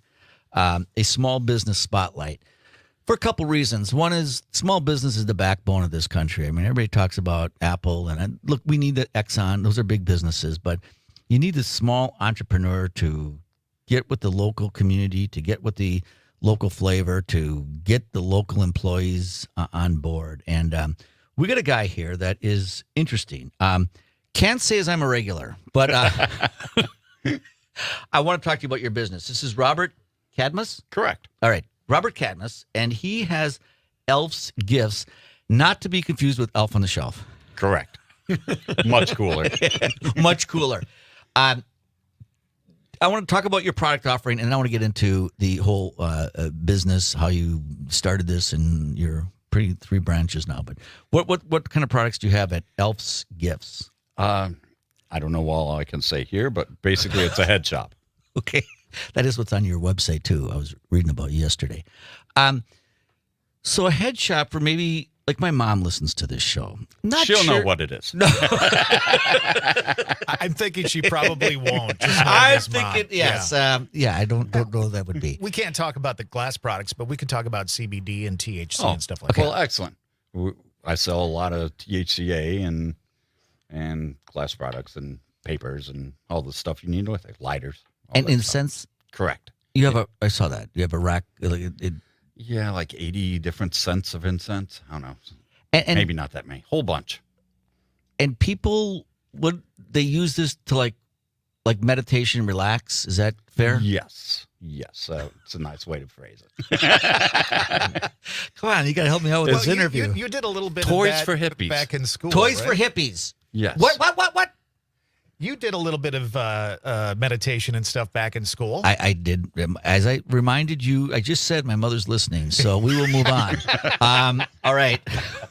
Robert, tell us, you started, I love small business, and you tell me about why you started this. What was the impetus to get going? Were you working somewhere? Were you not working? That whole thing.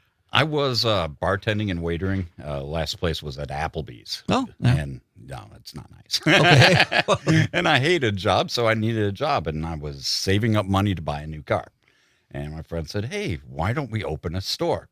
And I'm like, "Well, okay." And we jumped into it, and of course he jumped away and never invested in, so it was just me holding the bag. And I'm like, "Well, I guess I'm doing this now." Wow. And started with $8,000 and nothing else to do. That's a little baptism by fire. Yes. Wow. I was never, I told you during the break, I teach a class, and, we talk about partnerships, sole proprietorships, S Corp, C Corp, all that kind of stuff. Partnerships are tough.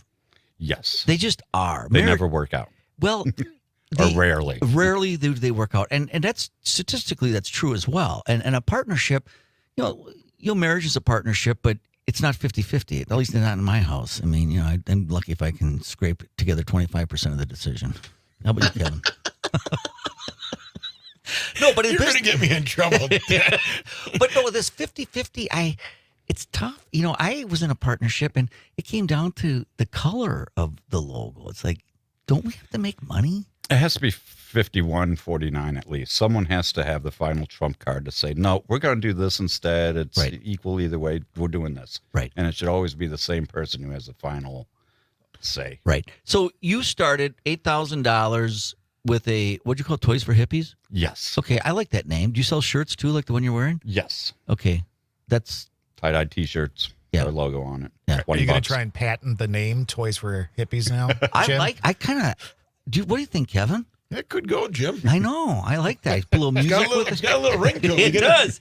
Kevin, we get a little tune to it. We'll be all set to fire go. up that clarinet, and we'll get something Put a going little here. barrel in the mall and someone ringing a bell. There. Okay. But then Kenny G will ask you to move. Jim. Yeah, You that's do that. true. Yeah. I don't have a good experience with him. What was your big learning curve, though? Yeah. I mean, because you go from Applebee's to running a business. I mean, that's... Did you go to school? Did you study it? Do you have a mentor? Not in the business standpoint. I mean, I've worked retail all my life, and I pay attention to things and realize profit margin and video games, you know? Yeah. As stupid as it sounds, sim management video games taught me a lot, you know, because you learn buying stuff and selling stuff and doing all that in stupid video games. Well, you learned from that. Did you look for classes, or did you look for books, or did you look for support, or did you just... At that point, I figured it was a little too late to actually get a degree or something in business, and tried looking online to see tips and books and stuff, and there wasn't a whole lot.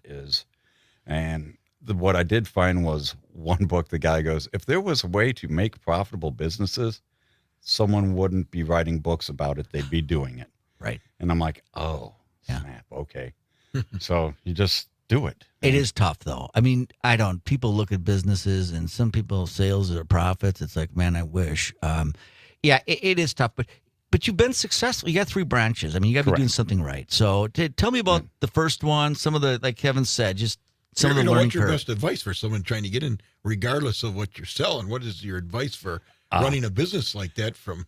I had someone helping me with the books, and she gave me some of the best advice ever. There's 2 types of people that run a business. One person, and she used a tree trimmer, for example. Someone that's real good at trimming trees, and he goes out and trims trees and is great at that. And then you have someone who's good at advertising that they trim trees.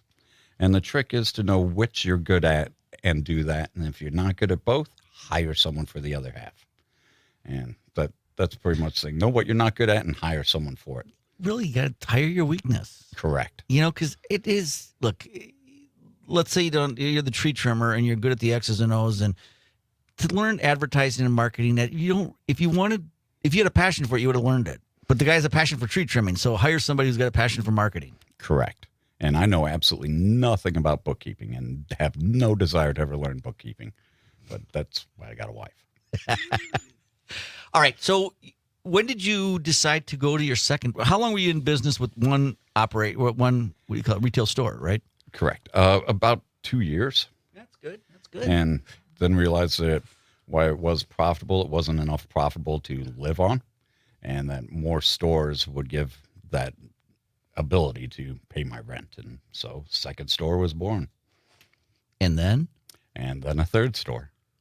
And they talk about the lack of retail foot traffic and everything's online, and that's just scares people. It's still 88% of people still shop with their feet. I mean, there's a lot of online, but I mean, still the vast majority is still done with your feet. And I don't know about your industry, but you went into online. Right. We have an online, and to be honest, it's pretty much been a failure. People don't shop online for my stuff. What they seem to do is they will look online, then come into the store and buy something. That's a plus. That's great. A lot of people come into the store and then immediately Amazon something to see how much it is there. And if you're not beating their price, they walk away. You're not alone. Right. I mean, I know some people who sell computers and cameras and everything else, and they educate the buyer till hell won't have it, and then they leave and buy it from some. Yep. And that's unfortunate. They do start, at least they're charging tax online, and they're trying to, but Amazon can do what Amazon wants. I just slashed all my prices, and I'm now cheaper than online on everything. So we'll see if that works or not. Wow. But I think if you could just match them, the customer service will make up for that. You know what I mean? I mean, that's because We hope so. you seem like a pretty nice guy that has maybe, you know your products. Yes, very much so. And the product knowledge helps. Yeah. I mean, people want to learn it. You're not going to get that on Correct. online. And you teach them about the products, and then they know more about it, and then they appreciate it. Otherwise, people don't know the difference between a good item and a cheap item if you don't tell them. So you can't be in 3 places at one time, so you must have employees. Yes. And people who come in here, especially small businesses, you know, sub shop, restaurant, I mean, it's to get a good employee is tough. Like, do you have family or do you, what do you got? No family. That's rule number 1. Never hire family. I think it's rule number 2. No partnership, no family. I think you're onto something. No partners, no family. Only hire friends that you're willing to no longer be friends with ever again. And realize that strangers off the street, 90% of them you're going to get rid of in the first year. The good, true employee that can see your vision and work with your cause is far and few in between. And when you get them, you tend to keep them and train them well. I like that. You might have a book here, Jimmy. Yeah, I like that. I mean, that makes a lot of sense. And, you know, I've had opportunities to hire friends, and I think it would work, but if it doesn't, it ruins more than a paycheck. Right. You feel funny when you see them again, or they look at you funny because they know that they didn't do their good enough job last night. And, and you're like, you slacked off, and I should yell at you, but you're my friend, so I'll let it slide. And it's just awkward. And I want to move on from that. I just want to say I was in business with my brother, and I had the majority of stock, but there were some pretty quiet Christmases, you know, at the family reunion, because we didn't always get along. You know, we got along. What we didn't get along was when we weren't making money. Correct. I could see when we were that. making money, it was like, you know, I could put up with some of the. Yeah. You know what I mean? I mean, that just makes a difference. So why the third store then? I mean, if you're talking about it's how hard it is to find a good employee, how competitive the business is against Amazon, and yet now you're. Third store is because of people in Green Bay refuse to drive across this river. They think it's a wall or something, and they're like, oh, that's way on the west side. I can't go there. Right. I'm on the east side. Oh, that's on the east side. I can't go there. So I had to put a store on the east side because people wouldn't drive across the river. Popeyes. There's a ton of stores that are on both east side, west side, and healthcare. And we have about the same balance of people on the east and west side, yet.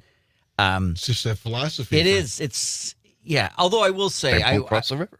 I work on the west side. Well, I work here, but I work on the west side. And the trains, that's a pain. I don't like sitting 10 minutes for a train, you know. I mean, when you go to the west side, but that's no excuse.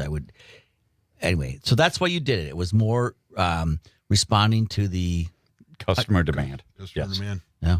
So how about new products? Where does that come from? I go to trade shows. And usually they're in Vegas, and they unveil the new products there, and we can look through and see what new vendors are selling what and stuff like that, and then try to pick out which ones I think will be good and bring them back. And how your market? So this is it's a head shop, and you said that, and then we picked up on Toys for Hippies. How do you connect with those people? How do you advertise? And that is almost impossible because I can't Facebook it. I can't go on TV and radio most of the time and say, hey, we sell THCA and it's cheaper than everywhere else and amazing. No, it's word of mouth. So that's the best. Yeah, it's also the hardest. It hardest, slowest. It is. You're right. But it's credible. You know, somebody says, man, I just it was over at Elf's Gifts. That place is awesome. You know, when they say that, it's like, okay, cool. We do get that and get that on like Google reviews and stuff. And that's pretty neat when people say that, you know. Makes a warm, fuzzy feeling inside. Mm-hmm.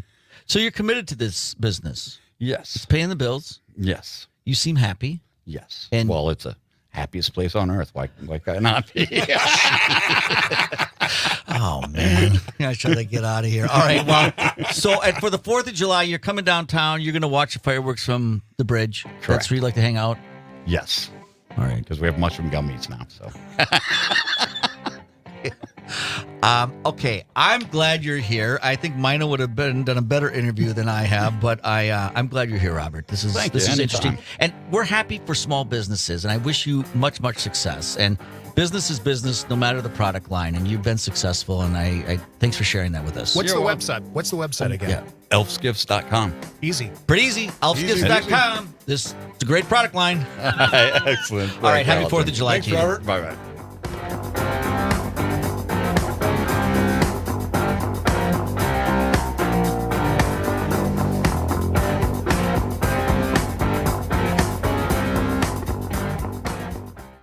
This is the talk of Green Bay, WGBW. Donald Trump brags he nominated the justices who overturned Roe v. Wade, getting rid of the constitutional right to abortion. Well, I did something that nobody thought was possible. I got rid of Roe v. Wade. For 54 years, they were trying to get Roe v. Wade terminated, and I did it, and I'm proud to have done it. Donald Trump not only took away abortion rights, he wants to monitor pregnant women and punish those who seek an abortion. Just listen. Do you believe in punishment for abortion? Yes or no, as a principle? The answer is that there has to be some form of punishment. For the woman? Yeah. Banning abortion, monitoring and punishing women. That's how far Trump might go in a second term. Visit abetterwisconsintogether.org/Trump monitor to tell Donald Trump his views on abortion are too extreme for Wisconsin. Paid for by A Better Wisconsin Together, Inc. You're listening.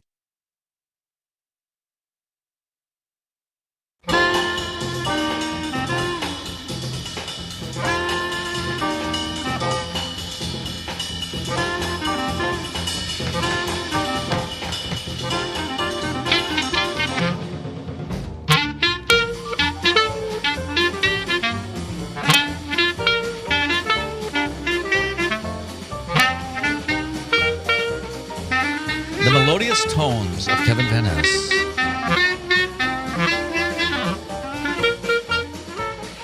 You are awesome. You just picked that up like nothing.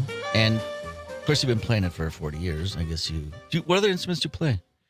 When I was in school, I was playing them all, Jim. Mainly right when you see me out playing right now, I'm playing clarinet, sax, trumpet, some flute. We know you love Pete.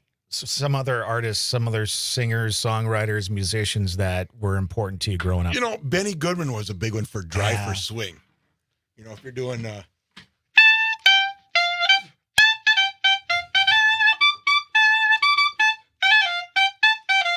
wow. You know, his old Sing, Sing, Sing. Yeah. And so I'd kind of listen to Benny for that drive and swing and then Pete for the tone and stuff like that. So whether you're playing, you know, like pizza. That's Pete Fulton.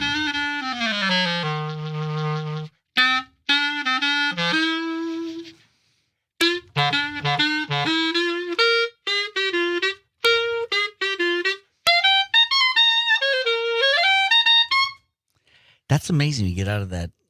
That music from that era, though, man, yeah, I'm telling you, there's just something about it. Even if obviously we haven't lived through that but it takes you there. Oh, yeah. It takes you there. That sound takes you right there. It's just fun music. When you got the bands all hitting right on and stuff, it's naturally swinging. Sometimes you see those guys in the white tux. Yeah. You know? Like, that was just cool music. And country was in pretty good shape back then, right? What year's that? Oh, you got that big band era coming through the late 30s, 40s. Yeah, it wasn't so hot. Yeah. Anyway, maybe that was the escape. But the music, right. The music made it. The music still does, Jim. I mean, like you say, we just played at the wine a lot. We got all kinds of young ages. You come out with that sing, sing, sing, or in the mood, or jump, jive, and wail, these older pieces. And even the young kids are getting into it. You know, it's quality, people like it. Yeah, Alexa, play Benny Goodman. I just, in the mood is like, that's going to be, do you have a favorite? I mean, you probably don't have. Do you have a favorite song? Like in that realm of music in the late 30s, early 40s? Well, our big thing we always do, like I say, is sing, sing, sing with the Benny Goodman thing. Yeah. But we like them all. And I listen to all different styles, even when I was teaching, because I tell the kids, you don't have to like it, but at least educate yourself. So when you're talking to somebody, you like this song? No, it's stupid. Well, why? It's just stupid. At least know why. So some of those students would be surprised. You know, they'd be talking about the rap artists, and I'd kind of ask them an educated question. Oh, you know about them, Mr. Vanessa? Yeah. I said, yeah, I know about them, whether it's your rap or country or rock, with it. You don't have to like everything, but at least educate yourself on it. We had, speaking of music, we had Dr. Ben from St. Norbert. He was that Jeopardy guy. He kind of ran the tables for a while. And he was it saxophone or musicians of the 40s or saxophone or something like that. And he just boom, boom, boom, boom. He never took his thumb off the button. Yeah. And asked him, I said, how did you know so much about that? And it was high school. His teacher made him asked him to do a paper, and because I just really found that super interesting. Isn't that cool? And then the guy, kids learn. That's what I would do every day when you'd come into my band, Jim. I would have something playing through the stereo in the band room. So even the kids are getting their instruments, they're talking, they're listening to that. Then we'd warm up, and then we'd talk about who was the artist today, whether it was a Mozart or a Charlie Parker or whoever it might be. So kids were actually, it'd be surprising. Some of these kids would come up and talk to you about stuff that they were actually grasping it just coming in the band. You didn't realize it, but they were listening. Yeah, but you're exposing them to something that otherwise they'd never be exposed to. Oh, yeah. They don't. Yeah. That's what makes a good teacher a great teacher. I mean, it could be a fiddle, could be even a country tune, could be anything. But their parents weren't playing that. No. And that's what's cool. And what I think is, I don't know, the I challenge. was surprised, Jim, how many of these kids you'd play like a old rock and roll 70s tune or 6. And these kids thought, this is really cool. And I'm like, this is about 50 years old, but the kids are getting into it because nobody exposed it to them. Yeah. So. And what I find interesting about you, and the reason that you were such a successful teacher, is they could do really well in your class and not so well in other classes. And that's kind of sad because I'm with Todd. I think that you have good teachers, but good to great is quite a stretch in education. And we need great teachers. I mean, because that's... And it's a tough profession. I mean, I know. Washington, it became my life. And actually, I think at the time, maybe I'd be walked out now, but back then, Jim, I was almost like their parent mentor. I mean, I could talk kid one-on-one and really reel them out and say, hey, Jim, you're a heck of a trumpet player. I need you bad, but you're acting like a jerk to those kids. Knock it off. Yeah.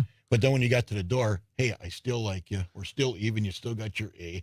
And throw the kid a Kit Kat bar. And he kind of respected that, Vanessa will kick you in the rear, but in the same token, he'll fight hard for you. He'll go buy you a trumpeter. He'll take you to Goodwill and buy you the clothes for the concert and that kind of stuff. So he worked well. Yeah. I enjoyed my time.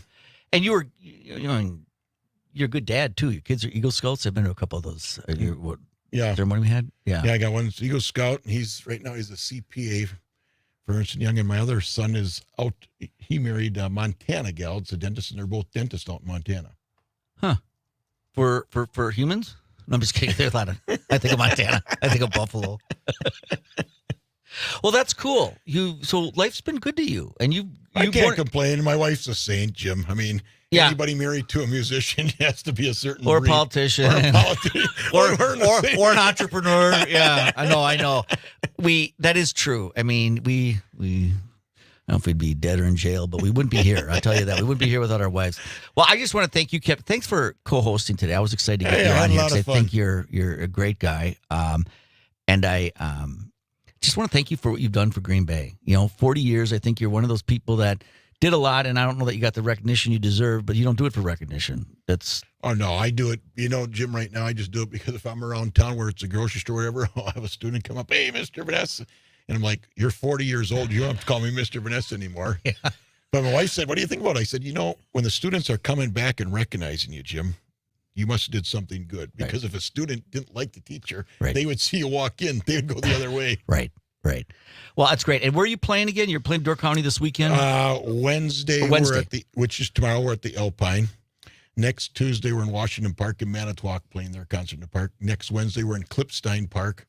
Okay. And next Thursday is kind of unique. We go down and play memory dementia daycare for adults. Wow. Which is just cool. I love that. You walk in and everybody's quiet and doing, it's kind of, and you start the music and everybody suddenly they're up dancing around.